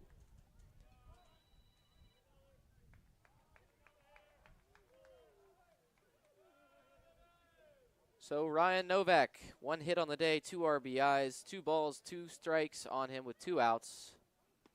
And he sees that one fall into the strike zone and is called out looking for out number 3. So once again, the RedHawks offense goes quietly as we move into the 6th inning. Eastern Michigan Eagles bats coming up again, looking to tie this game as Luke Ross steps back up to the mound for the RedHawks. You are listening to Miami Baseball.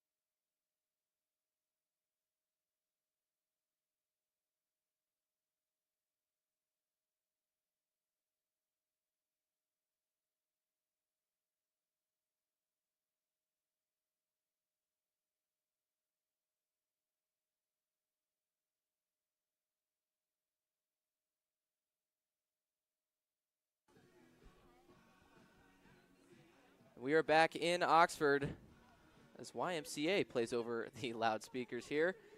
And Nathan Ball steps up to the plate. He's 2 for 2 on the day for the Eagles. Has 2 RBIs that came on his 2-run shot that hit the scoreboard. Now facing the lefty, Luke Ross. His last at bat before he crushed that ball onto the scoreboard. Talked about his splits against the lefties and the righties. And against lefties, he is not hitting as well. Certainly not as well against righties. Now righties, his average has moved up to 387, and against lefties, it's still sitting at 167. So almost a completely different player, but still have to watch out for that power.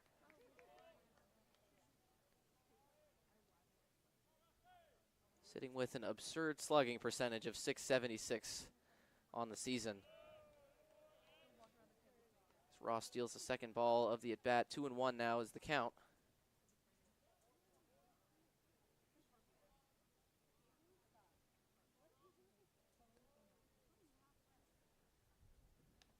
Ross steals that one way inside. Did not hit ball. Sounded like it hit the umpire. But we're all okay on the field. So we're back in it. 3-1 count. Luke Ross deals. That one is grounded to Gordon at third. Gordon throws. And the play is not able to be made by Applewick at first. A decent throw there by Gordon on the run the opposite way. Just kind of hurled it over there. And Applewick tried to make the stretch, but it bounced off of his glove. So ball is safe at first. And the Eagles have 8 hits now on the day. So first runner on for Ross to deal with. Ross had 2 straight strikeouts after coming in relief for Galdoni.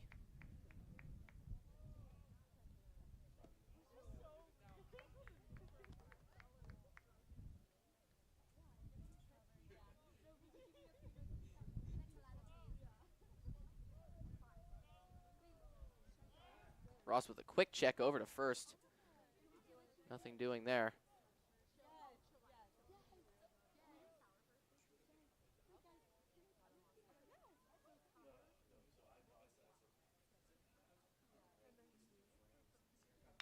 Ross deals, and that one is shot out to left field, and that one is gone. A no-doubter for Hayden Arbogast. He watched that one fly, did a little bat flip, and now rounds the bases. And the Eagles take the lead with 6-5. 9th hit of the day for the visitors.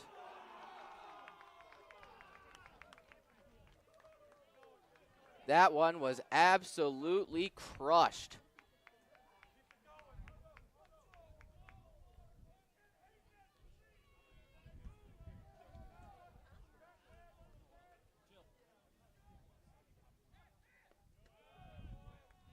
Now it's the second baseman, Drew Jones, who also had a home run. So the 6, 7, and 8 hitters all have a bomb today.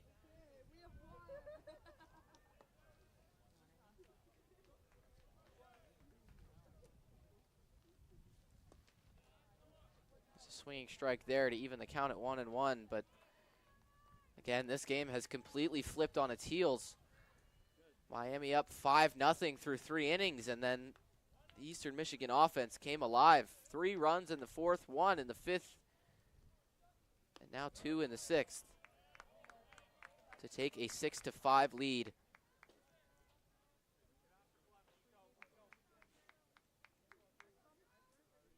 A complete 180 here in Oxford.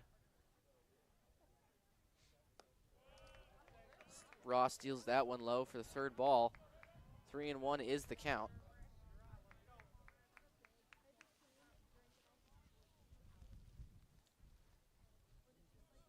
Ken Galdoni and Ross both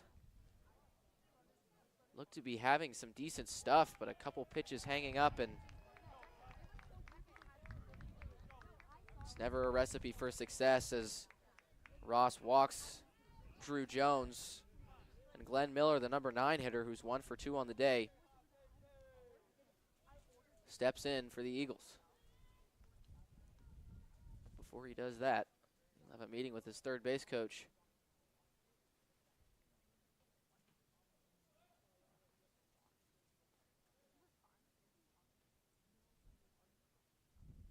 Just not what you want if you're the RedHawks. I mean, you strike first, you strike early, and you get some good momentum going, and then for 2 straight half innings, it's no runs. took advantage of Liam Baker, and then Bobby Jones came in relief, and the RedHawks have been quiet ever since.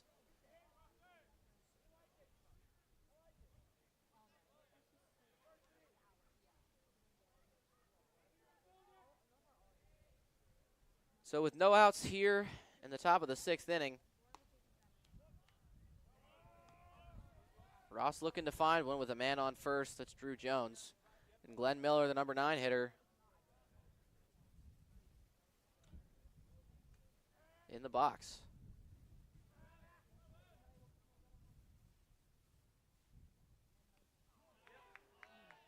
And Miller gets plunked. So after getting 2 straight outs, after coming in for Galdoni, Ross gives up a home run, gives up a single to Nathan Ball, then gives up a 2-run homer to Aiden Arbogast, walks Drew Jones, and then hits Glenn Miller. And now the lineup turns over for Cooper Vance.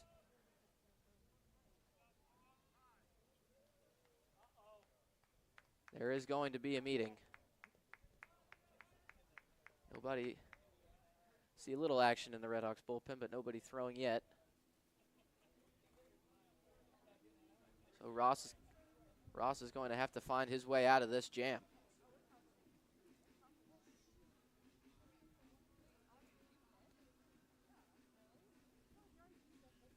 Just hard to believe that this game has turned into what it has. I mean, this Eastern Michigan lineup, they've all year have been really good at the plate. Plenty of guys with lots of power and can get on base, but did not expect this kind of turnaround in 3 straight innings. First 3 dominant for the RedHawks, and then just a complete collapse in the middle 3 as we sit in the top of the 6th inning. 2 runs already scored, now 2 runners on base for Luke Ross, and some of the best hitters, the best hitters for the Eagles coming up to the plate.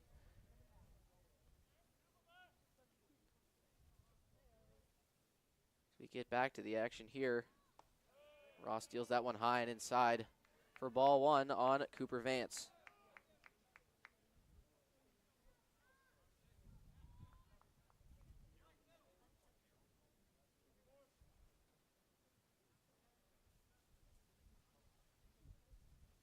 Ross checks on the runner at second. Vance hacks at that one, but misses and draws the count even.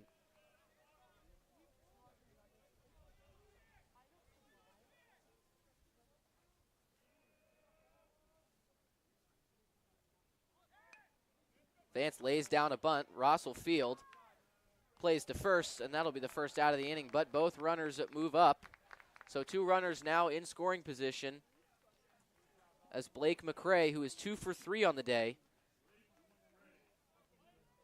will come in looking to add to this Eastern Michigan lead.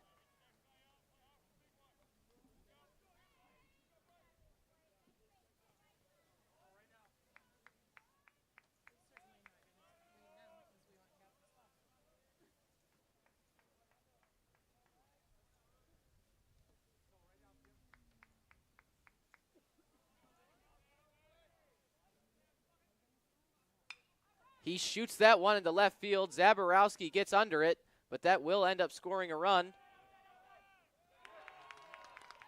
Close play at home. Zaborowski has that arm in left field, but Jones is a fast runner, and he makes it home and puts the Eagles up 7-5.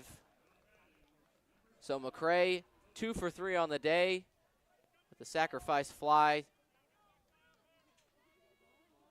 to put his team up 2 runs. Now it's 7-5 Eagles.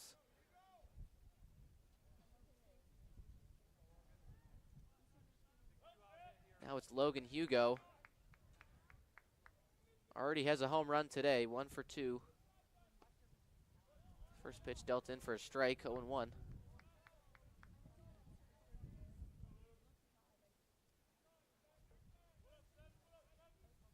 Ross looking to limit the damage.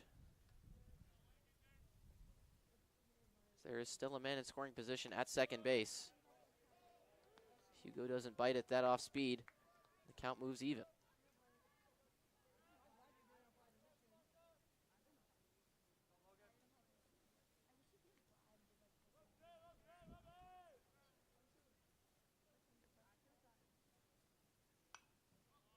Ross steals, and that one's fouled away.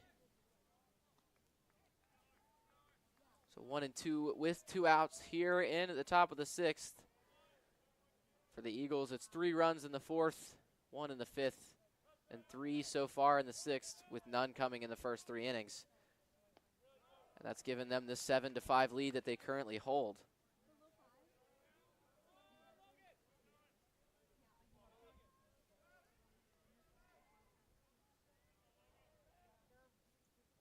Hugo has a home run and was hit by a pitch earlier today.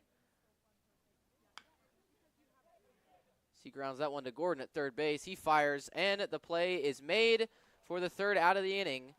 But once again, not before damage was done, as Eastern Michigan takes a 7-5 lead against the RedHawks with 3 in the top of the 6th against pitcher Luke Ross.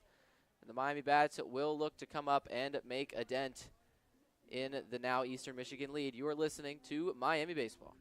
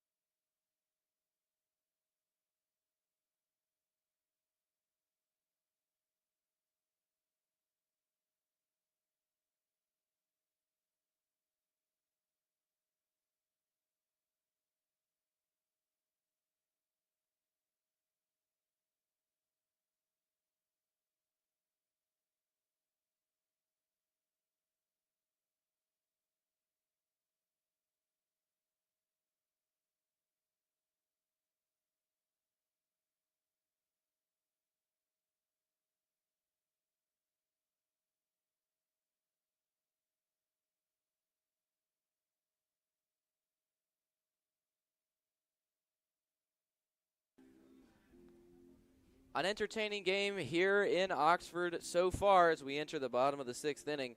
RedHawks coming up to bat. It'll be David Novak, the catcher, 1 for 2 on the day. And Bobby Jones on the mound. Only thrown 35 pitches so far, allowed only 1 hit, 2 strikeouts, no runs, no walks. He's been very efficient since coming in relief for Liam Baker. We've seen a lead change here in McKie Field at Hayden Park. That one's dealt way outside for ball 1. The lead change nonetheless, as the Eagles have taken a 7-5 lead, entering at the top of the 6th, down 5-4. A 2-run shot. Even that 6-5, as that one's grounded to third base. Throw across the diamond by Miller. Once again, just a routine ground out for the RedHawks hitters after the first 3 innings that were able to get some walks and some runs brought across the plate, but nothing doing as of this point. 4th and 5th innings, no runs on the board, and quiet in the hit department. As Buzzio shows bunt, pulls back and still gets the strike called as it fell into the zone.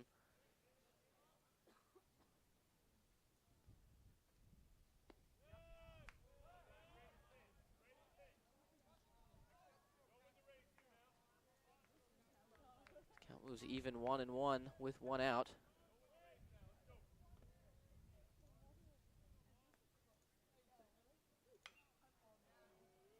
Buzzio fouls that one off his leg. Moves the count to 1-2. Just a bit hobbled. But he will step back in.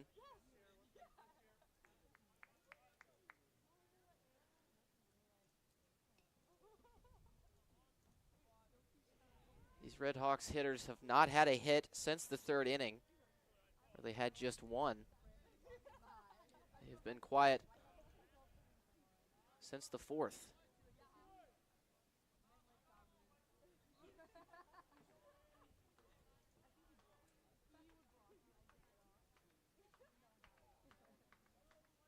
Jones deals. Buzzio fouls that one straight back to the screen.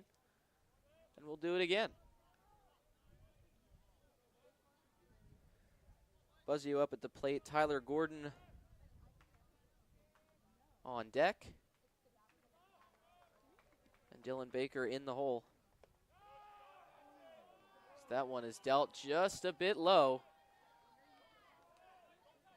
Eagles dugout and the Eagles fans in attendance here wanted that one to be called. Nathan Ball at first base was jumping around like he thought that one would be called, but it was not. We move to a full count. Jones deals, but it's low. So the RedHawks get a base runner just as they have, even though they haven't gotten a hit since the 3rd inning. They've found a way to get on base through walks. Pitching is one of the weaker areas for this Eastern Michigan team, but done its job. I should say Bobby Jones has done his job so far today.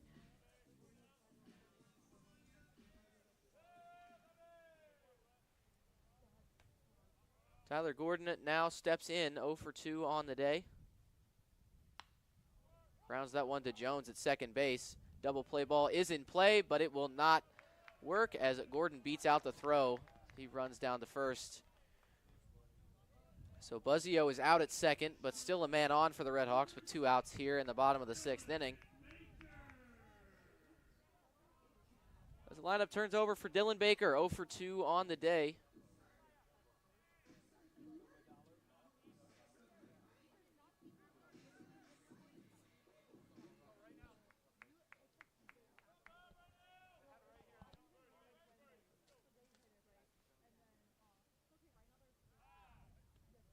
Jones checks over to first.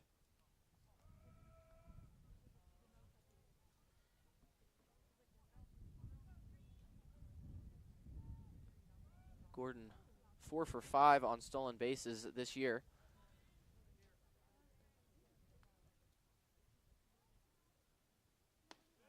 Jones deals for a strike, 0-1 now.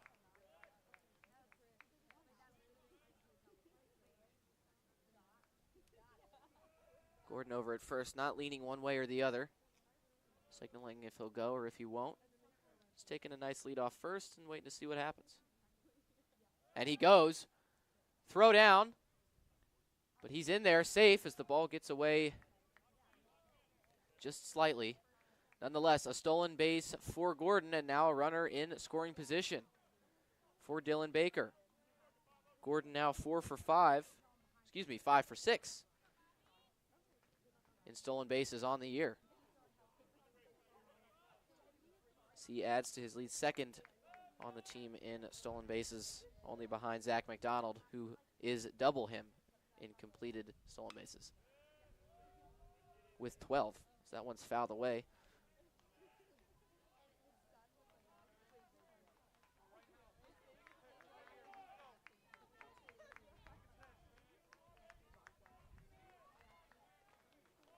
One and two's the count here. 2 outs in the bottom of the 6th inning. Jones on the mound. Baker at the plate. Jones deals. As that one is going to drop for a base hit.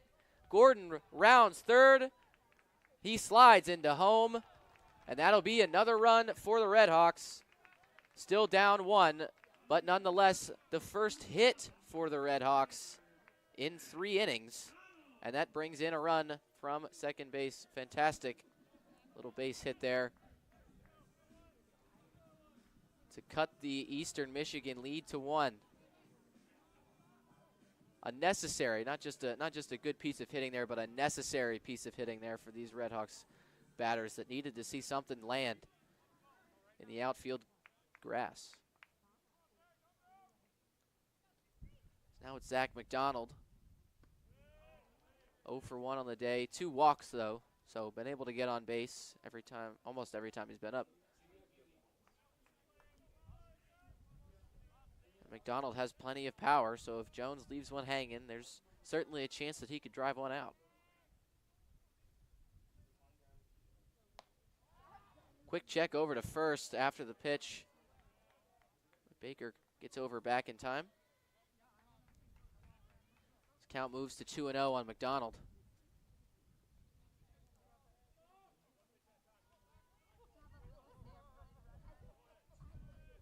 Baker takes his lead off first.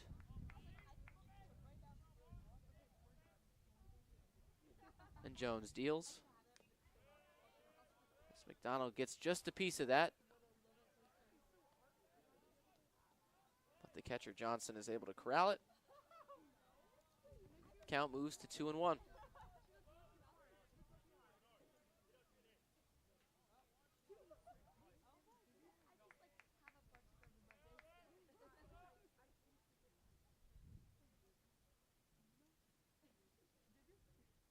Jones deals the 2-1. High and inside to move it to 3-1. So McDonald on the verge of getting his third walk of the day. But Jones has not been really out of any at-bat that he's been a part of. 3-1 with 2 outs. Miami has 1 run to come back. That's a big cut and a miss from McDonald to move the count full.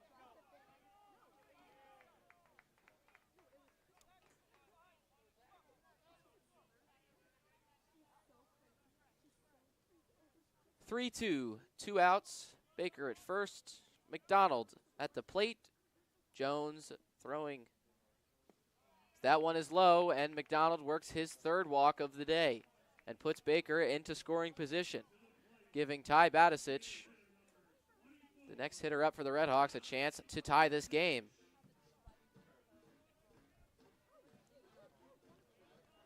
Batisic 1 for 3 on the day, has an RBI, was able to drive home a run early in this game. Other than that, though, 2 ground outs. Like to see him get this ball in the air.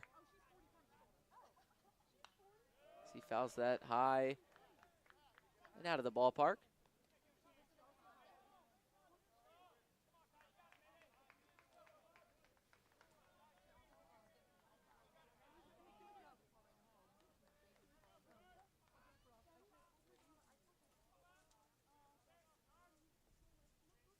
Jones checks on the runner at second. Batisic sees that one just low. Count moves even. Batisic 43 RBIs on the season, second on the team. He's been the guy, other than Zach McDonald, to drive in runs.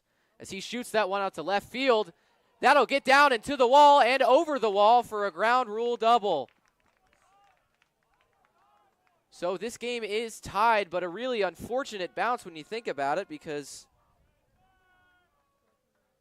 instead of it being 8-7 in favor of Miami, the runner has to stop at third on the ground rule double. So it is now tied 7-7.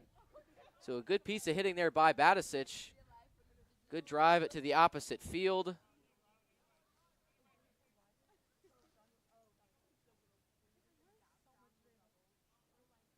Left fielder Zuccaro was not able to get to it.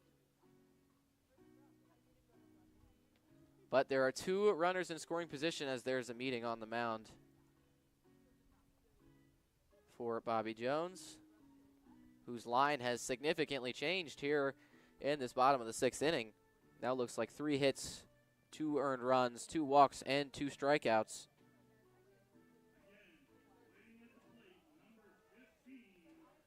And with 2 runners in scoring position at third and second, Rylan Zaborowski steps up to the plate. 2 walks today, scored 2 runs by himself, but 0-1 outside of those 2 walks. Looking to give his team the lead here after that ground rule double nullified it. Sees that one low, go up 1-0, excuse me.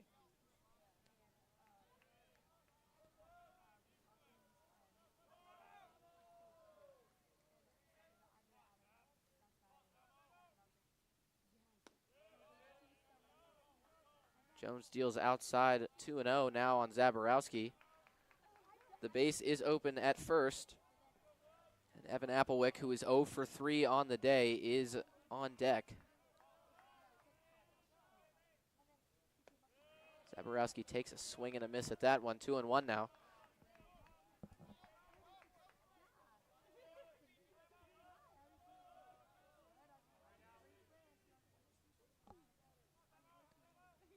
Jones deals. Zaborowski grounds that one to short. And Ball almost lost it, but the play is made over to first base to end the inning. So the RedHawks get some runs back. After losing their lead, they tie this game. Ground rule double from Ty Batisic nullifies the chance at taking the lead, but nonetheless, they will take it as we move into the 7th inning, tied 7-7. You're watching Miami Baseball.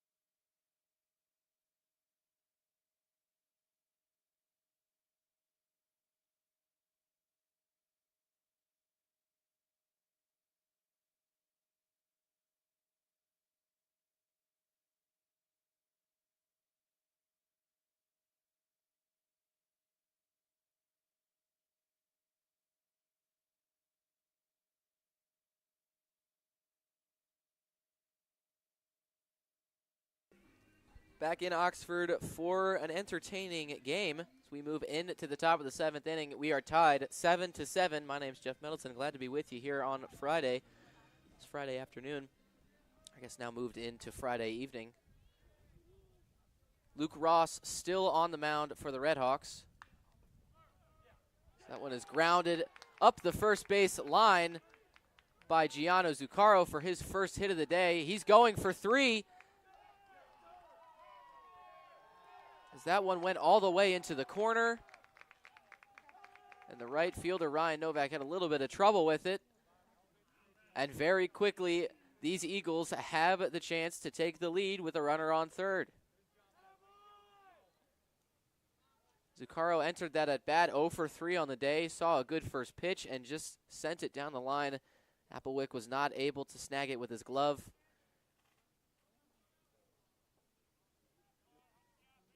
Now it's the catcher, Lucas Johnson. 0 for 2 on the day, has a walk and 2 strikeouts.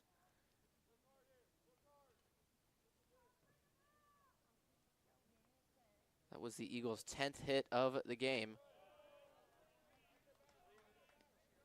As there is action in Miami's bullpen.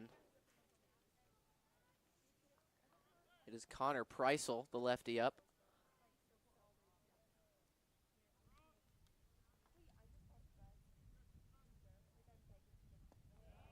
Ross steals low, make the count 2-0.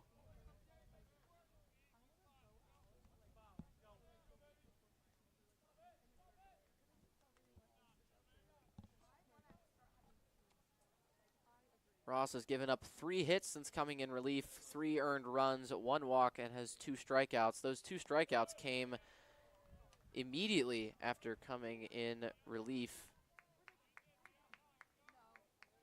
He got those 2 in a row.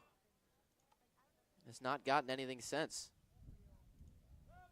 in terms of strikeouts.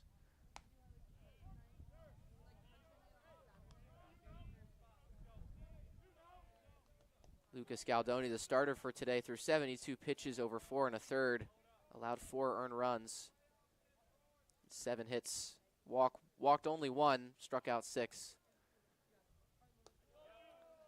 And there is a walk from Ross.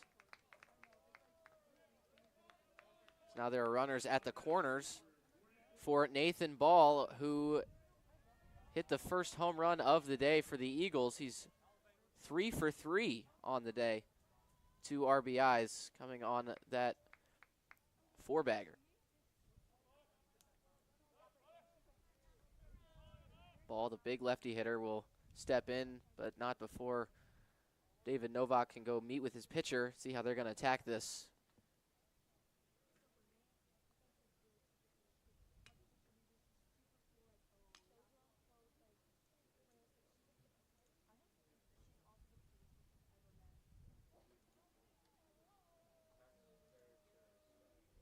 So a meeting on the mound going on in this tie game. We're in the final 3 innings, and it has been an exciting contest nonetheless. The Eagles did not score a run in the first 3 innings, but have tacked on 7. 3 in the 4th, 1 in the 5th, 3 in the 6th. For the RedHawks, there's been a spattering of runs throughout the game. 4 in the first, none in the second, 1 in the third to go up 5-0 before the Eagles offense came to play. It was 4 in the 4th inning, no runs, 5th inning, no runs, and last in the bottom of the 6th, there were 2 runs. As we will get another meeting, not initiated by David Novak, the catcher, but instead it is Larry Scully. He signals to his bullpen. Looks like that's going to be the end of the day for Luke Ross. He will finish having thrown 1 2/3 inning, 38 total pitches, 3 hits allowed, 2 walks, 2 strikeouts, 1 home run, a triple, and he will leave 2 runners on for Connor Preisel. We will have more information when we come back. You are watching Miami Baseball.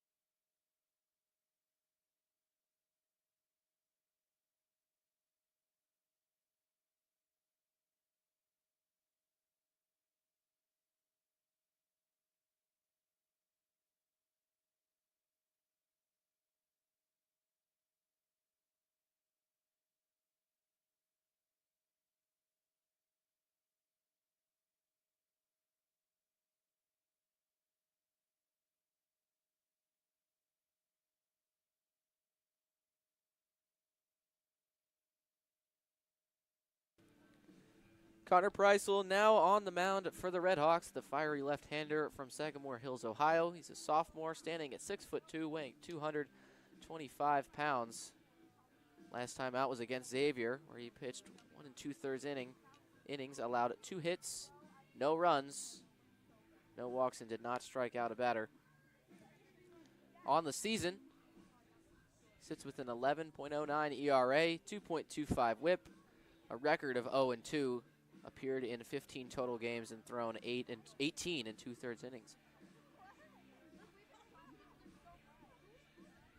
He's a guy that's going to throw with a lot of passion, I guess is the best word for it. He's going to always look like he's going to throw his arm out on the pitch. He just maximum effort every time. We'll see what he can do here against Nathan Ball of the Eagles of Eastern Michigan. There's a cut on and miss there from Ball. 0-1 early for Preisel, 80 miles per hour on the gun.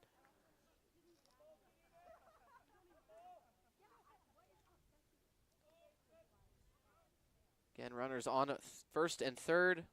No outs here in the top of the 7th. This Ball swings and misses at that one. Didn't like his swing very much as he slowed down on the follow-through. Knew that he got fooled there. As the count moves to 0-2. Preisel throws it again, and he swings and misses for a strikeout. Preisel's first strikeout and out of the day. 3 pitches, 3 swings and misses for the lefty.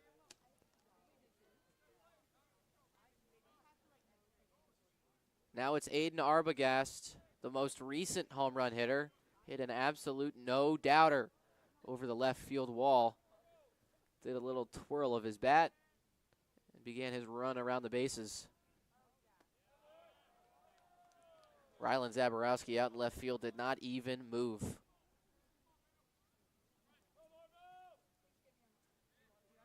As Preissel falls behind 1-0. One out here in the top of the 7th. 7-7's our score. That one's grounded to Gordon at third. Over to second, over to first. Double play that ends the inning. And Connor Preissel is fired up.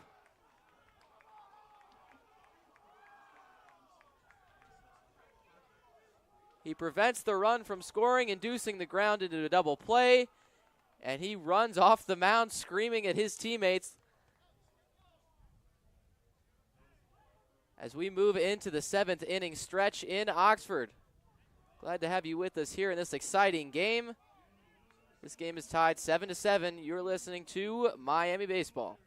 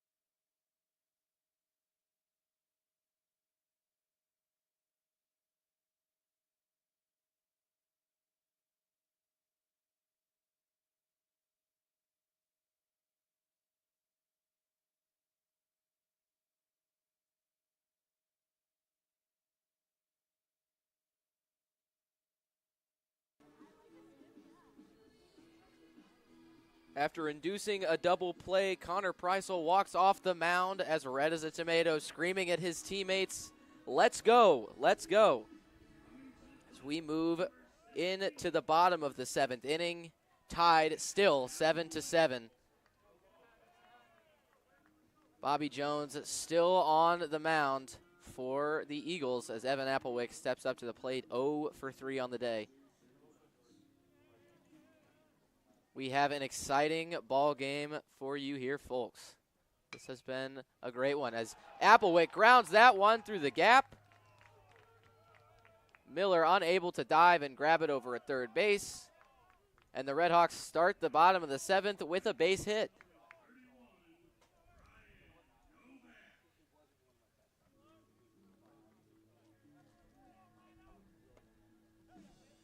So Applewick will give way to number 10, Trey Keels, who will be pinch running for him at first.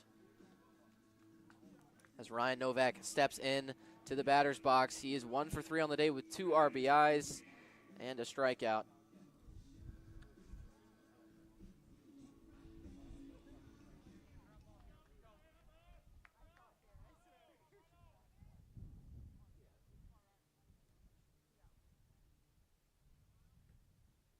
Jones deals outside to Novak for ball 1.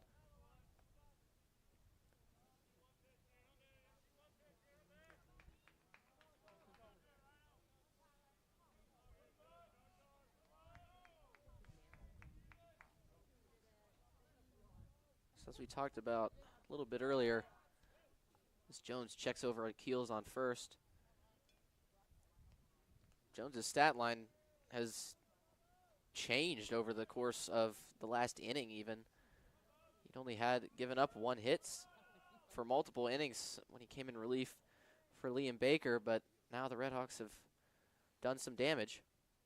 As Keels goes, throw down, and he is safe at second base. A close play there. And the Eagles dugout wanted that one. They want that one to be checked.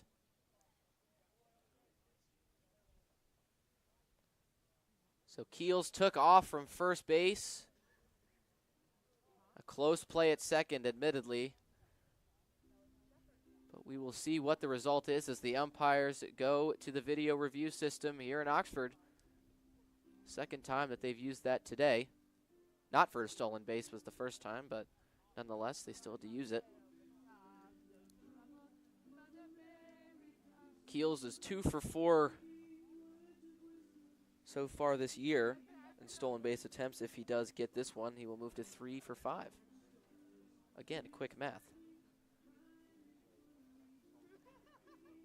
So the fans wait. Eastern Michigan fans, on one side, and the Miami RedHawks fans on the other, waiting for the result of this call. Let It Be playing over the loudspeaker, as is customary at sporting events when the home team makes a play in the visitors' challenge. Always brings me back to Nashville Predators games. As the call is made, and he is safe at second base. Yeah, the Let It Be over the loudspeaker always brings me back to Nashville Predators games with my family. Shout out to them. Shout out to the Predators. They've got a playoff game tonight. Should be a fun one. And the umpires did indeed let it be. As Keels is now on second base after pinch running for Evan Applewick. Ryan Novak still at the plate. Ahead 2-0 in the count. Sees that one thrown in for a strike by Bobby Jones.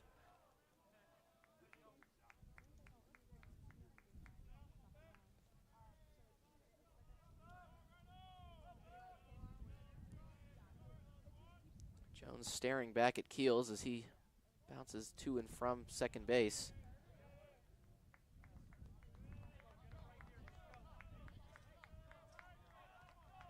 The count moves to 2-2. Looked like there was a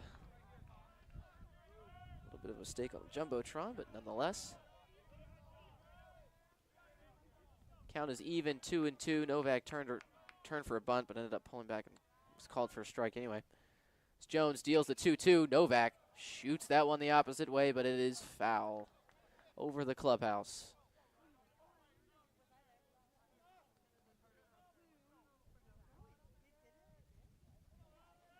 So we will do it again. Ryan Novak at the plate, Jones on the mound. And he deals way inside. So Novak sees that one go by him for a 3-2 count.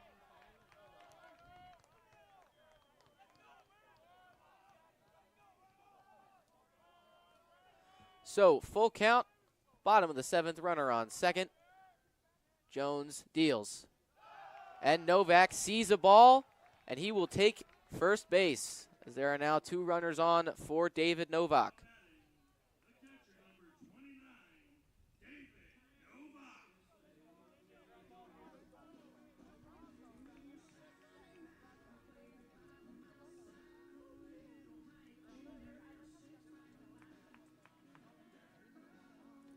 So Novak, 1 for 3 on the day with 2 RBIs.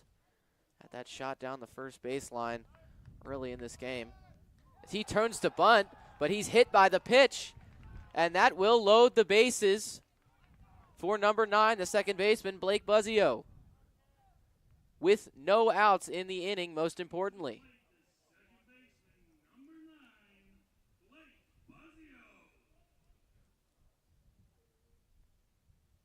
There's going to be a meeting on the mound. Don't see anyone up in the bullpen for the Eagles, so Jones will just have to work out of this as best as he can.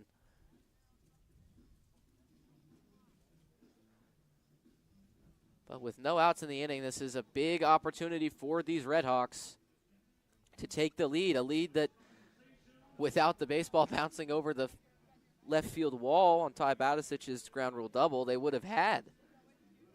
They would have had an 8-7 lead. And you have to think back, I mean, what,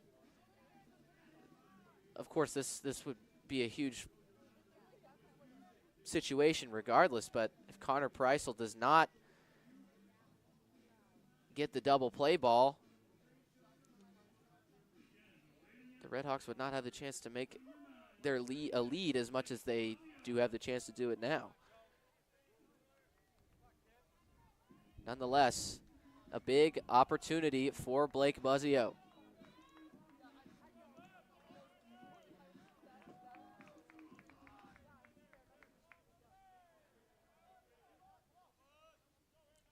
So the junior Buzzio steps in, and he skies that one high. That'll be on the infield. And the play is made by Jones at second base. So just like that, a ground ball gives the Eagles a chance to get out of this inning.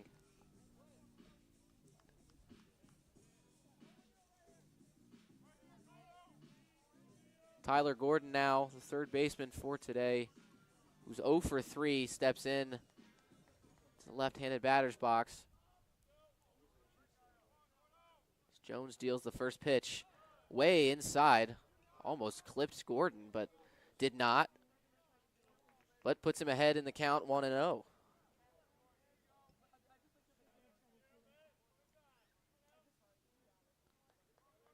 Keels on third, Novak on second, Novak on first. As that's another pitch inside, 2-0 to Gordon.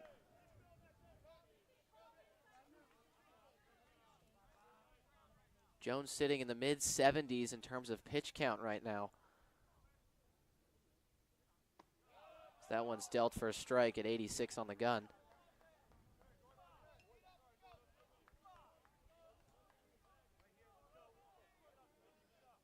First baseman Ball playing in just a bit. But the shortstop is shifted over almost behind the bag at second base.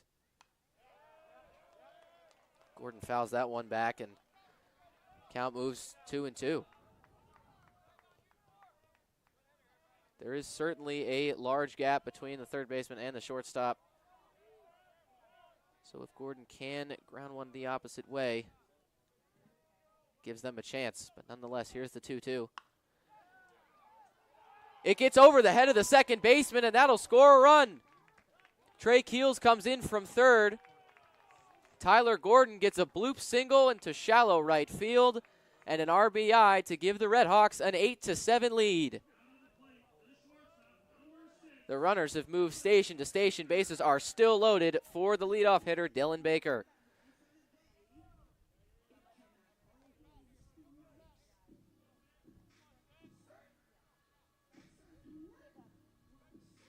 Jones at second looked like he was faked a little bit, like he was going to catch that ball, but it ended up just going right over his head. As that is inside to Baker. Moves his arms out of the way so as not to be hit, but maybe a hit by pitch wouldn't be the worst thing here for the RedHawks as the bases are loaded. Still with only one out in the inning. That ball gets away just barely from Johnson, the catcher. He's able to corral it and not allow a run. Novak at third did not really move much on that ball that got away from him either.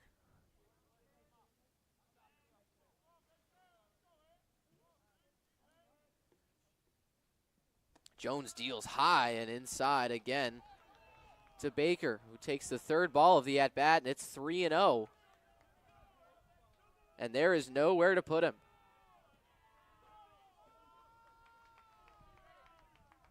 And you have a power hitter in Zach McDonald, a guy who's gotten on base 3 separate times all through walks as the pitch is dealt for a strike. So not a great situation if you're Bobby Jones. Especially now with the lineup having turned over.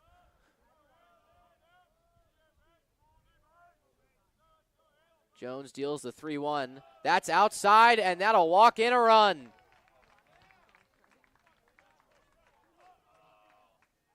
Novak touches home plate, and the RedHawks now have a 9-7 lead with Zach McDonald coming up to the plate. Bases are still loaded with one out.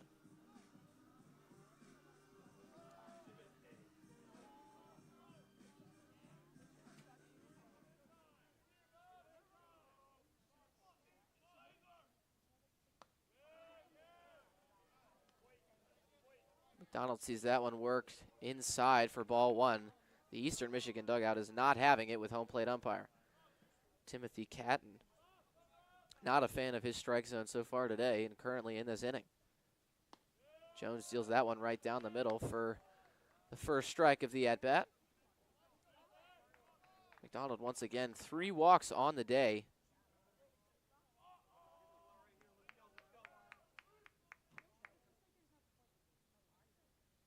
As Jones deals and McDonald just fouls that one back. We talked about it early in this game, but McDonald's on-base percentage has now moved to exactly 500. So he's getting on base 50% of the time. One of the best hitters, if not the best hitter for the Redhawks this season. As that one is dealt inside, close there, as McDonald just takes a look straight back at nothing to avoid getting hit with that baseball.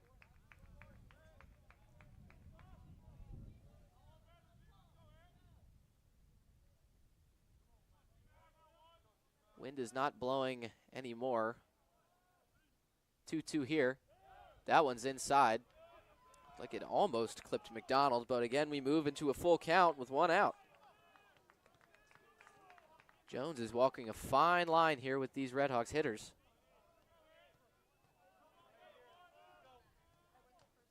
So 3-2, 1 out. Here's the pitch. And McDonald cuts on and misses for the second out of the inning. And now the only man with close to McDonald in RBIs. 44 on the season and bases loaded. Saw him get 2 RBIs. Hit that ground rule double last time he was up. 2 RBIs on the day, 2 for 4 at the plate. Jones deals and Badicic takes a hack at that one. He just fouls it away.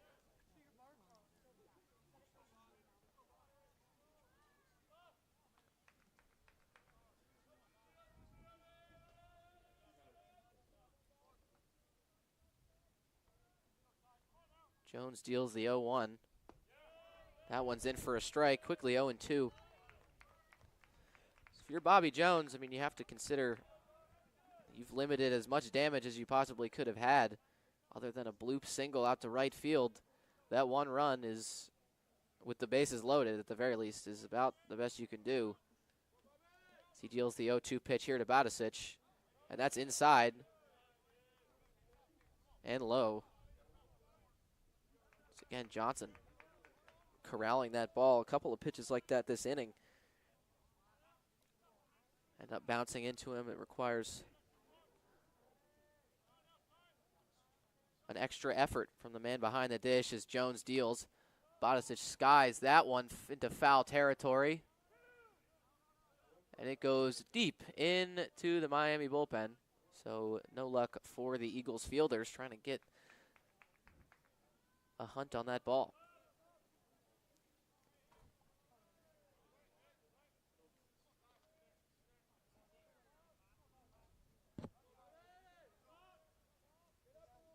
So 1-2 here to Badicic.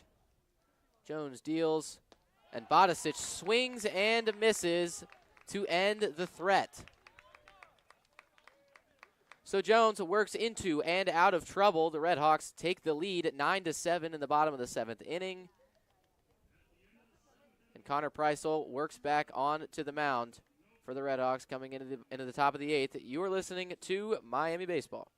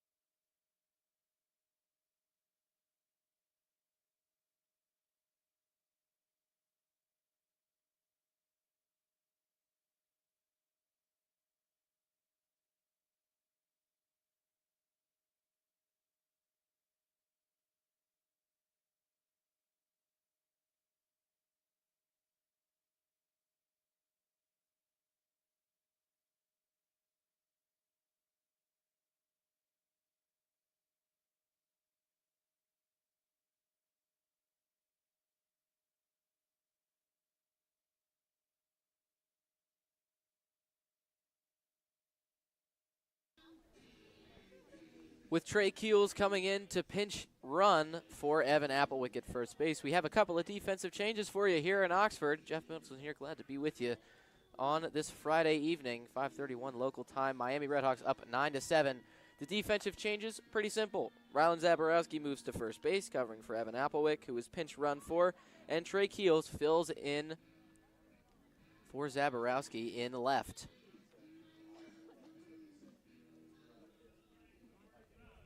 So not a very different look, as no other defensive changes have been made.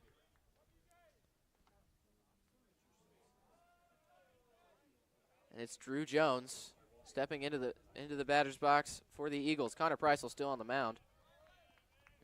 So he gets ahead 0-1 here on Jones. Jones has a home run on the day, as well as a walk. He's got a ground out on a fielder's choice as well.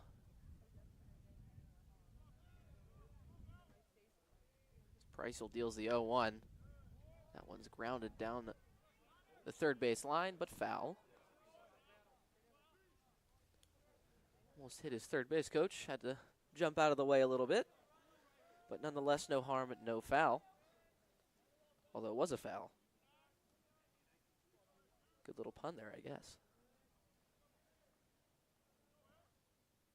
Preisel deals the 0-2. That one is shot through the gap in to right field, so a base hit for Jones. So he just kind of let that one fall into the path of his bat, and he sent it the opposite way to Ryan Novak in right field.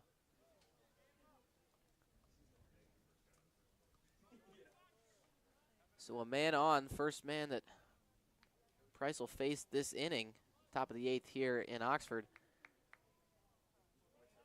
He sees him get a base hit the opposite direction.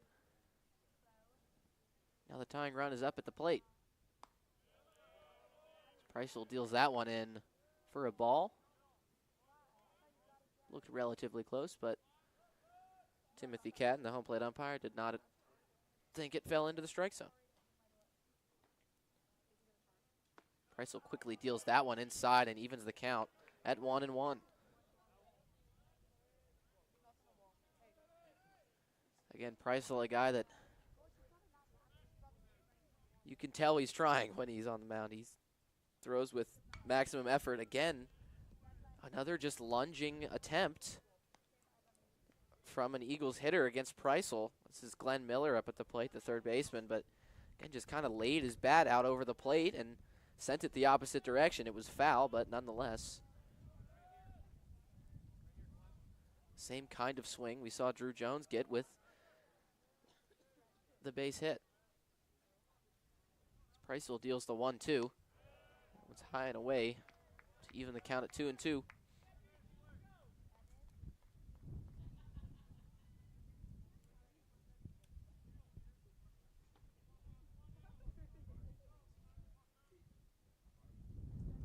Preisel deals. That one's high, and the count moves full. 3-2 on Miller.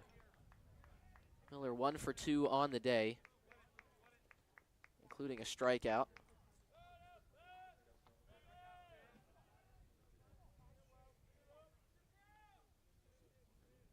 The 3-2. That one sent up the middle. Not able to get that. Is the second baseman, Buzzio. And the runners move station to station as the lineup turns over. Cooper Vance.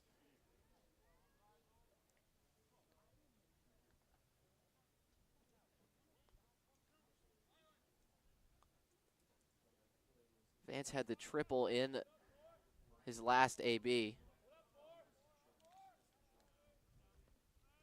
But now there's a runner in scoring position, and Preisel's quickly in a jam with no outs.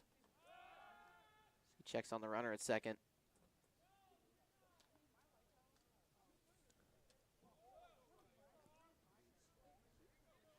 But again, we've gotten into the territory, as you know, Luke Ross saw it in the last, when he was up as well. It was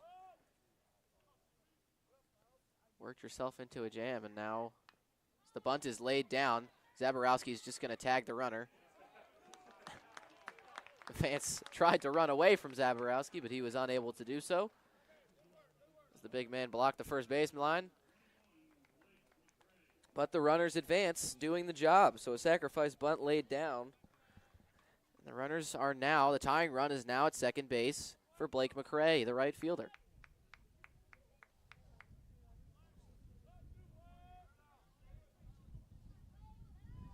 McKie 2 for 3 on the day.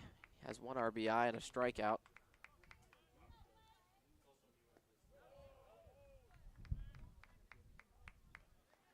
Check swing did not go.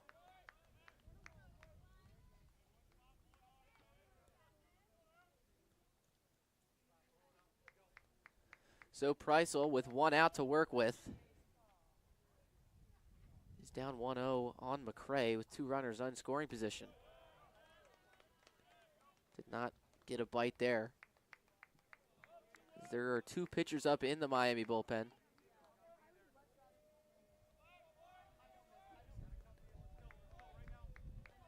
A righty and a lefty.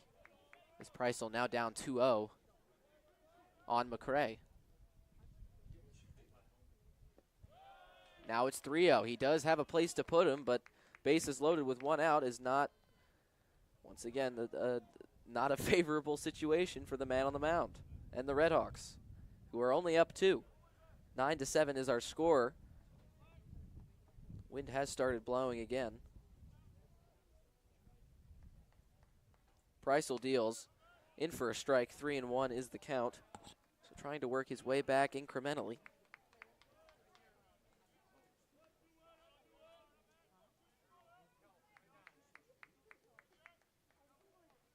Preisel deals a 3-1. That one is shot high into foul territory. Zaborowski getting under it. He's not able to find it, and it lands in fair ground. So a run will score as the Eastern Michigan Eagles cut the lead to 1 on a tough play for Rylan Zaborowski over at first base. At first it looked like it was over in foul territory, and then it made its way back to the right side of the line. Ryan Novak was not able to get there and relieve Zaborowski of his duty to catch the baseball. That would be a more advantageous position for the right fielder coming in. But nonetheless, it bounces between three of the fielders and brings home a run. And McKie now standing at second base, as he did not stop running.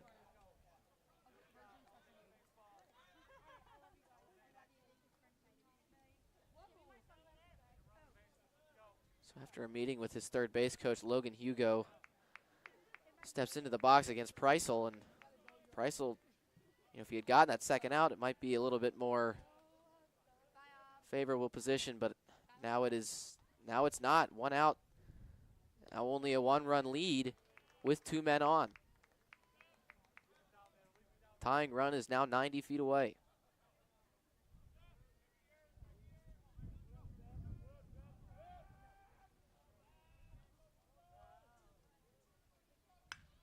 That one shot right to the second baseman. He dives. That's a double play. A fantastic play by Blake Buzzio at second base. Catches the line drive and then dives back to second to get the runner. And the inning ends with Miami maintaining a 1-run lead. What a fantastic play from the fielder after a tough play in the outfield. And Miami still leads 9-8 heading in to the bottom of the 8th inning.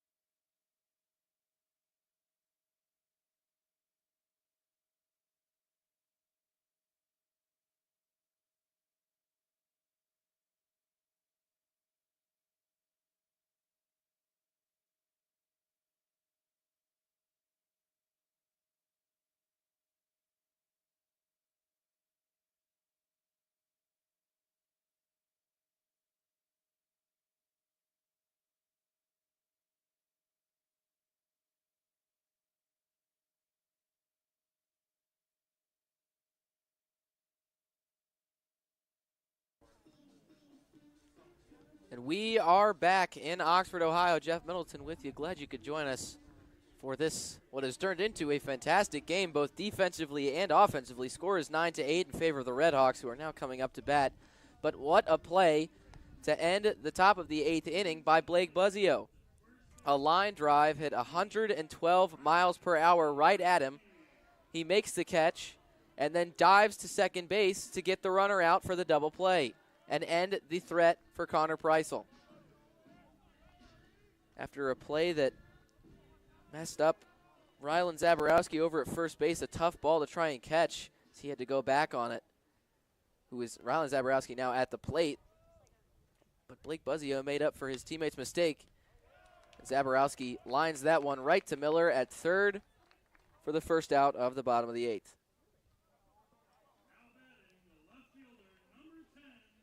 Just a fantastic display of defense and offense in today's game. Entertaining for the fans in attendance. And now up to bat for his first appearance of the game at the plate is Trey Keels, who pinch ran for Evan Applewick.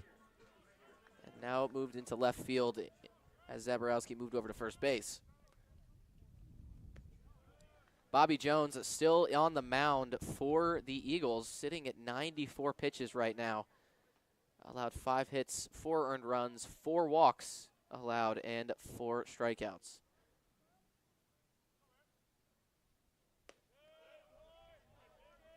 Jones deals outside, now 2-0 on Keels.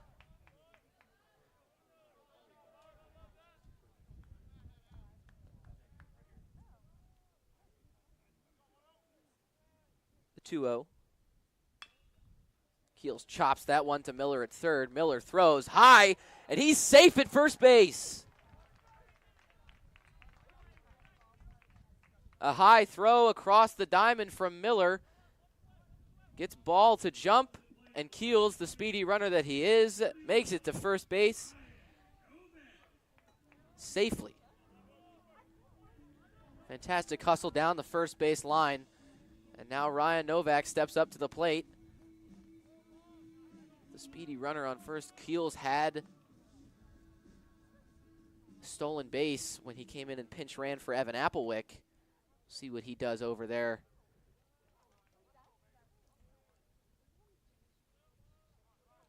As the defense is playing a shift right now. Keels goes, but Novak fouls it away. Keels got a very good jump over there at first base.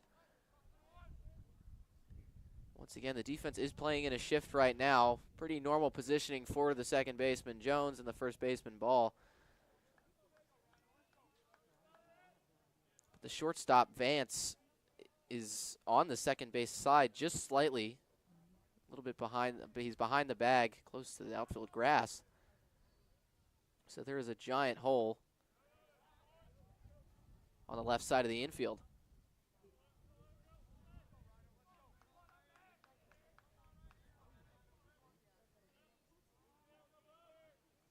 Miller, the third baseman, playing over just a little bit as well. This count is even on Novak, 1-1. That one's high, 2-1. Johnson behind the plate popped up. Looking like he was going to throw just in case, but nothing doing over for Keels at first.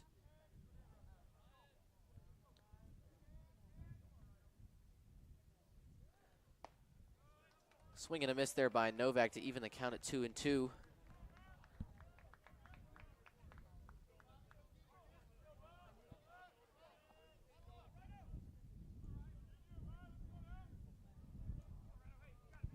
Novak has done a lot, pretty much everything you can do at the plate today. Struck out, walked, has a hit with 2 RBIs. Sees that ball go outside for a full count. 3-2, 1 out here in the bottom of the 8th inning in Oxford. Fantastic game this is shaping out to be. As the clouds loom over McKie Field at Hayden Park on the north side of Miami University's campus. Runner goes, but the walk is issued. So Keels moves over to second into scoring position, and Novak takes his second walk of the day with David Novak coming up to the plate.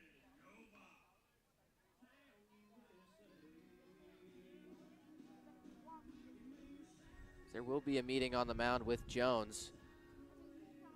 There is some action in the Eagles bullpen. Looks like there is a right-hander up.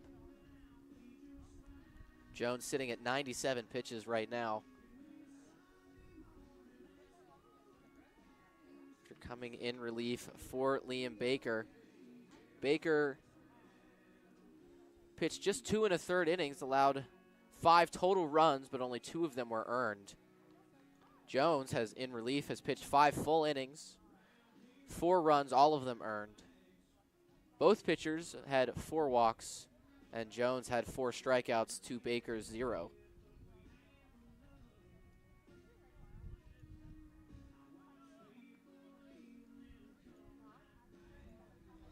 So with a man in scoring position and 2 men on for the RedHawks, David Novak looking to give his team some insurance runs. They're up 9-8 in the bottom of the 8th inning. Jones deals. Novak sends that one far. It is high. It is far. It is gone. A 3-run shot for David Novak. And he puts the RedHawks up 12-8 in the bottom of the 8th inning. A no-doubter for Novak. What a shot to left field.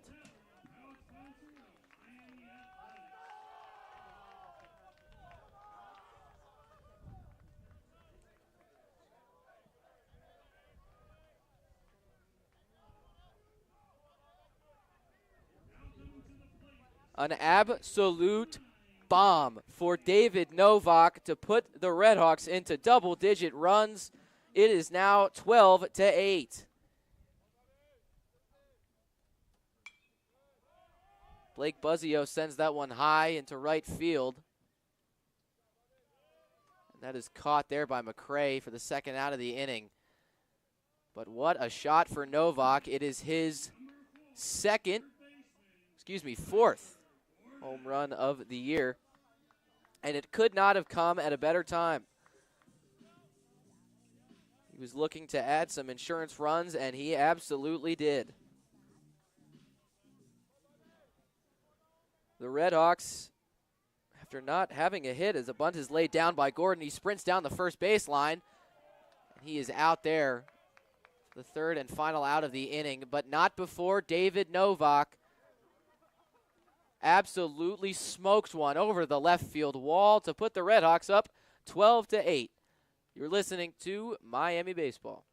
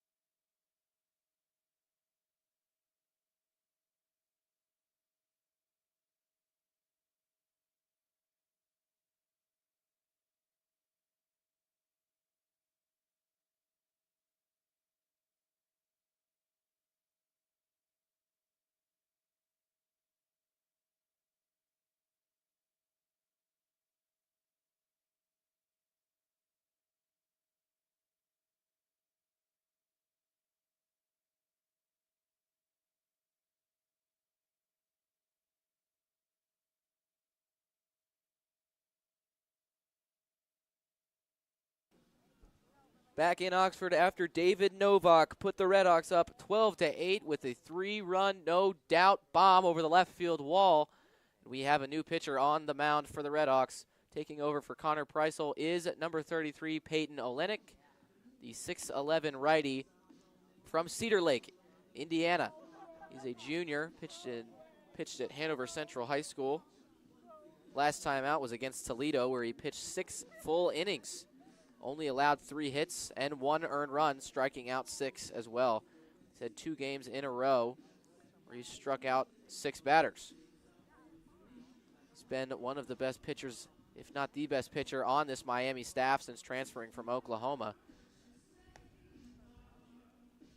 On the season, sits with a 5 ERA, a 1.33 whip, and a record of 6-1, the best on this Miami staff. He's appeared in 12 games, started 3 of them, pitched 45 total innings with 59 strikeouts, which leads the team. So Olenek trying to save this game for the RedHawks. Top of the 9th inning here. Glad you can join us wherever you're listening from, whether that be New Jersey or Nashville or anywhere else.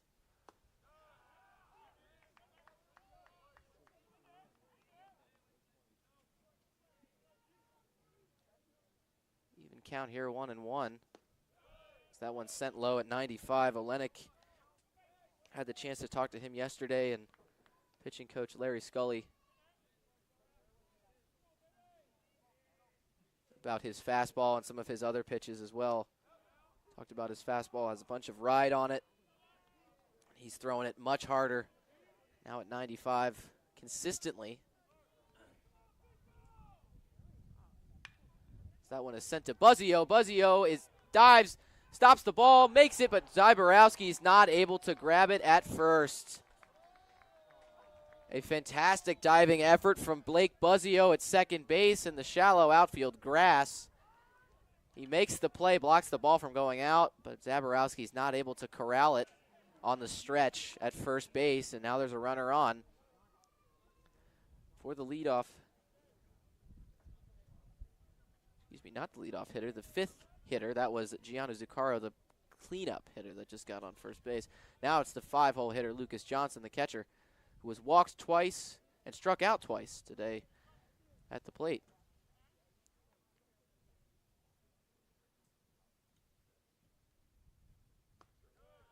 Olenek deals that one inside for a strike. Goes up quickly, 0-1.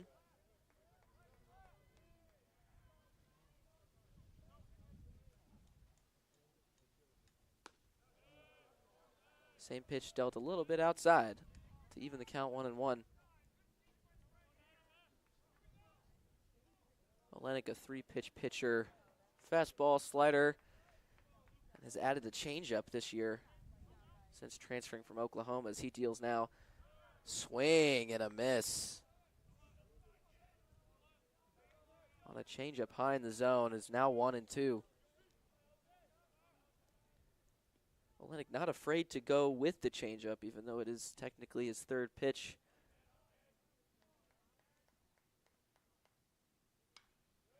That one is fouled away by Johnson, and we'll do the 1-2 again.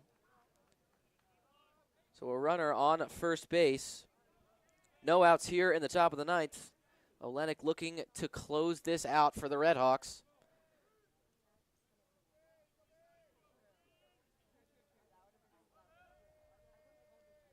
The 1-2. Just outside and high. The count moves even, 2-2. So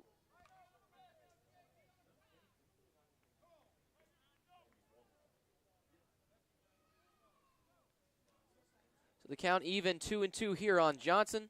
Olenek deals, and that one's fouled away again. So Johnson battling in this at bat.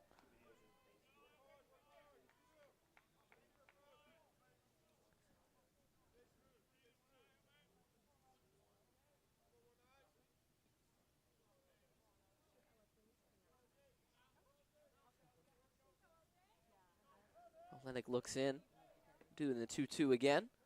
Runner on first. And he deals. Johnson shoots that one foul into the Eagles bullpen, and we'll do it again. So Johnson getting contact with some of these Olenek pitches, not able to square up anything yet. Olenek looks in. 2 strikes, 2 balls. That one is high.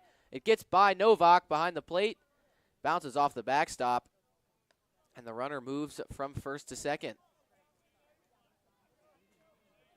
So Zuccaro now in scoring position, and the count moves full 3-2 after the high pitch and inside pitch.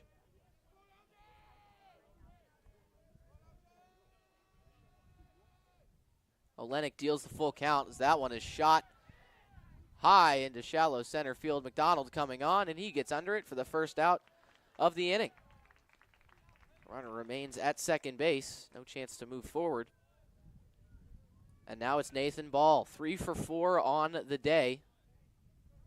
Lefty against righty here. Olenek, the righty, against Ball, the lefty. Once again, Ball hitting very well against righties. We'll see what he can do here. We'll see what the plan that Olenek has for the powerful first baseman. That one shot up the middle into center field. Zuccaro is going to come around to score. And it is now 12-9 in favor of the RedHawks. So the first pitch that Ball sees from Olenek, he shoots it right back to where it came from. He gets an RBI single in the top of the ninth.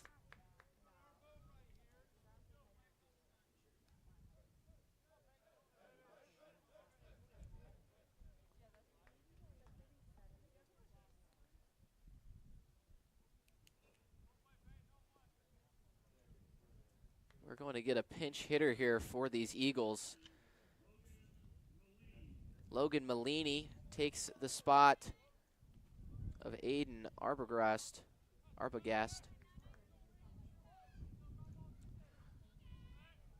Malini, another lefty, senior from Rochester, Minnesota. Last time he played was their last game against Oakland. He scored a run, but did not register an at-bat. As he swings and misses at the first offering from Olenek, a 94-mile-per-hour fastball. Malini hitting 111 on the year, 460 OPS. He's only started one game, appeared in 16 though. As he shoots that one, and there'll be another base hit.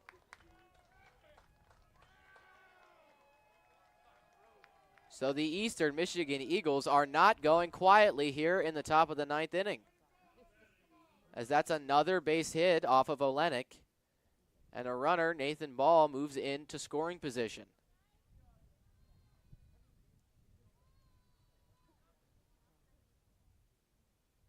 We will get a pinch runner for Malini. It's Drew Beckner, number 22, the junior.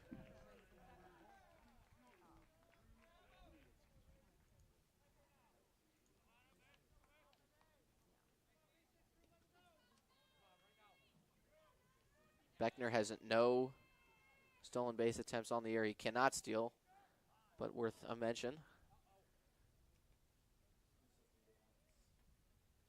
As there's going to be a meeting with Olenek on the mound. Pitching coach Larry Scully coming out to talk a little strategy. See how they're going to attack Drew Jones here with 2 runners on. So Eastern Michigan scoreline looks 9 runs, 16 hits, and 2 errors. Miami, 12 runs, 8 hits, and 1 error. And once again, the Eagles are not going quietly here in the top of the ninth. I mean, you have to think about how big that Novak home run is now that the Eagles were able to get a run across here in the top of the ninth. Otherwise, this would have been a tie game. Instead, the RedHawks are up by 3. Olenek has a little bit of room to work with, but the tying run is at the plate. It'll be Drew Jones, the second baseman. Already got a home run today. He's 2 for 3, 1 RBI and 1 walk. The RBI came on his solo shot.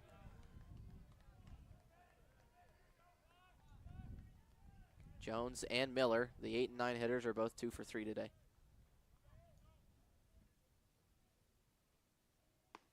So Olenek deals that one in for a strike. It's 1-1 with 1 out.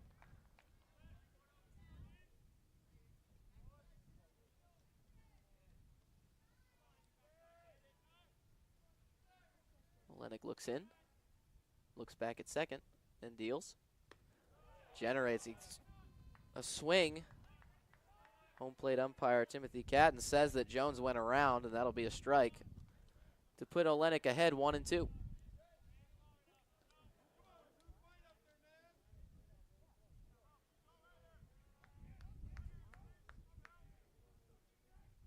Olenek deals the 1-2, and that's a swing and a miss from Drew Jones. As Olenek gets his 60th strikeout of the year.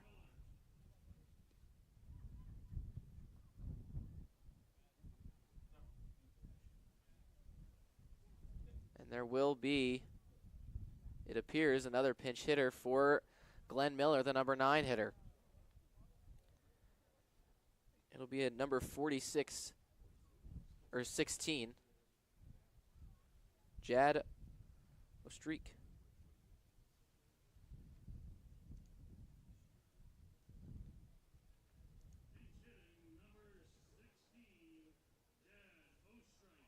Jad Ostreich, excuse me. Junior from Tomball, Texas, 5'11", 185. Last time out was against Butler. Did not register an at-bat.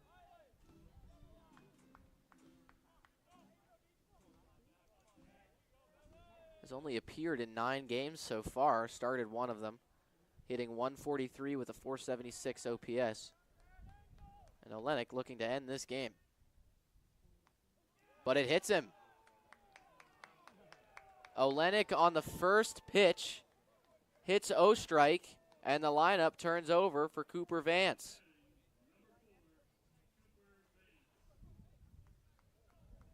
So with 2 outs in at the top of the 9th inning, the leadoff hitter Cooper Vance will come in, and the bases are loaded.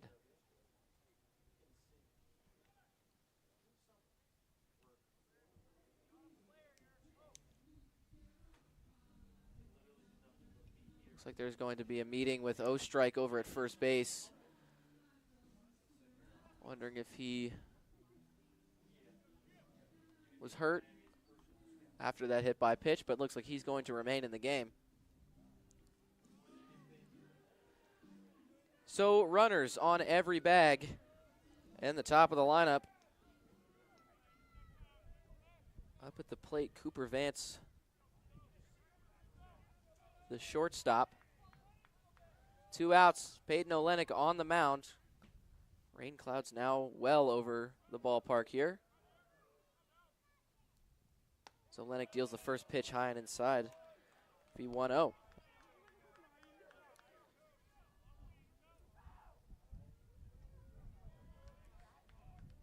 So Olenek not making this easy on him or his teammates. Working to work out of a jam as he sends that one a slider. Nice pitch with good movement to get the first strike of the at-bat.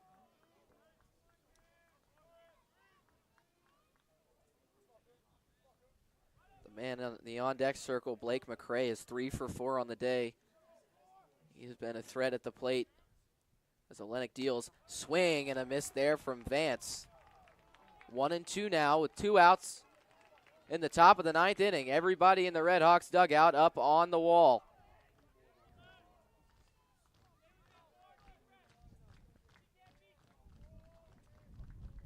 Olenek deals the 1-2. Just outside to even the count at 2. 2-2.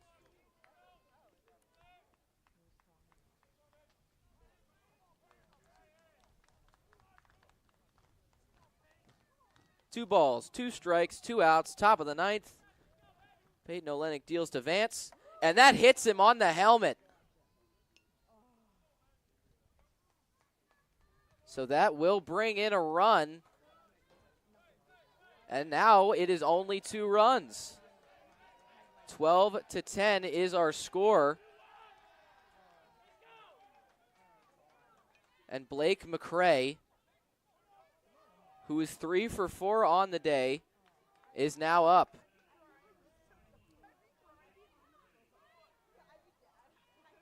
An uncharacteristic outing so far for Olenek. Just looking to get out of this jam. 27 pitches in just this 9th inning. 3 hits allowed, 2 earned runs, 1 strikeout.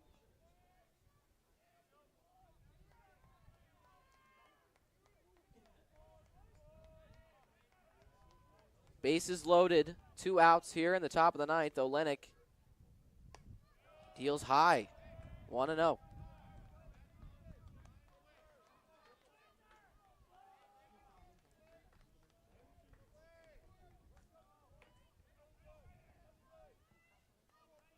All the RedHawks players watching eagerly on the top of the dugout. Same with the Eastern Michigan players.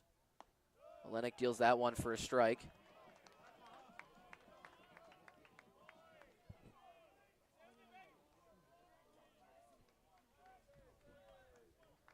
Pitch that McKie did not like on the inside, but nonetheless was given to Olenek.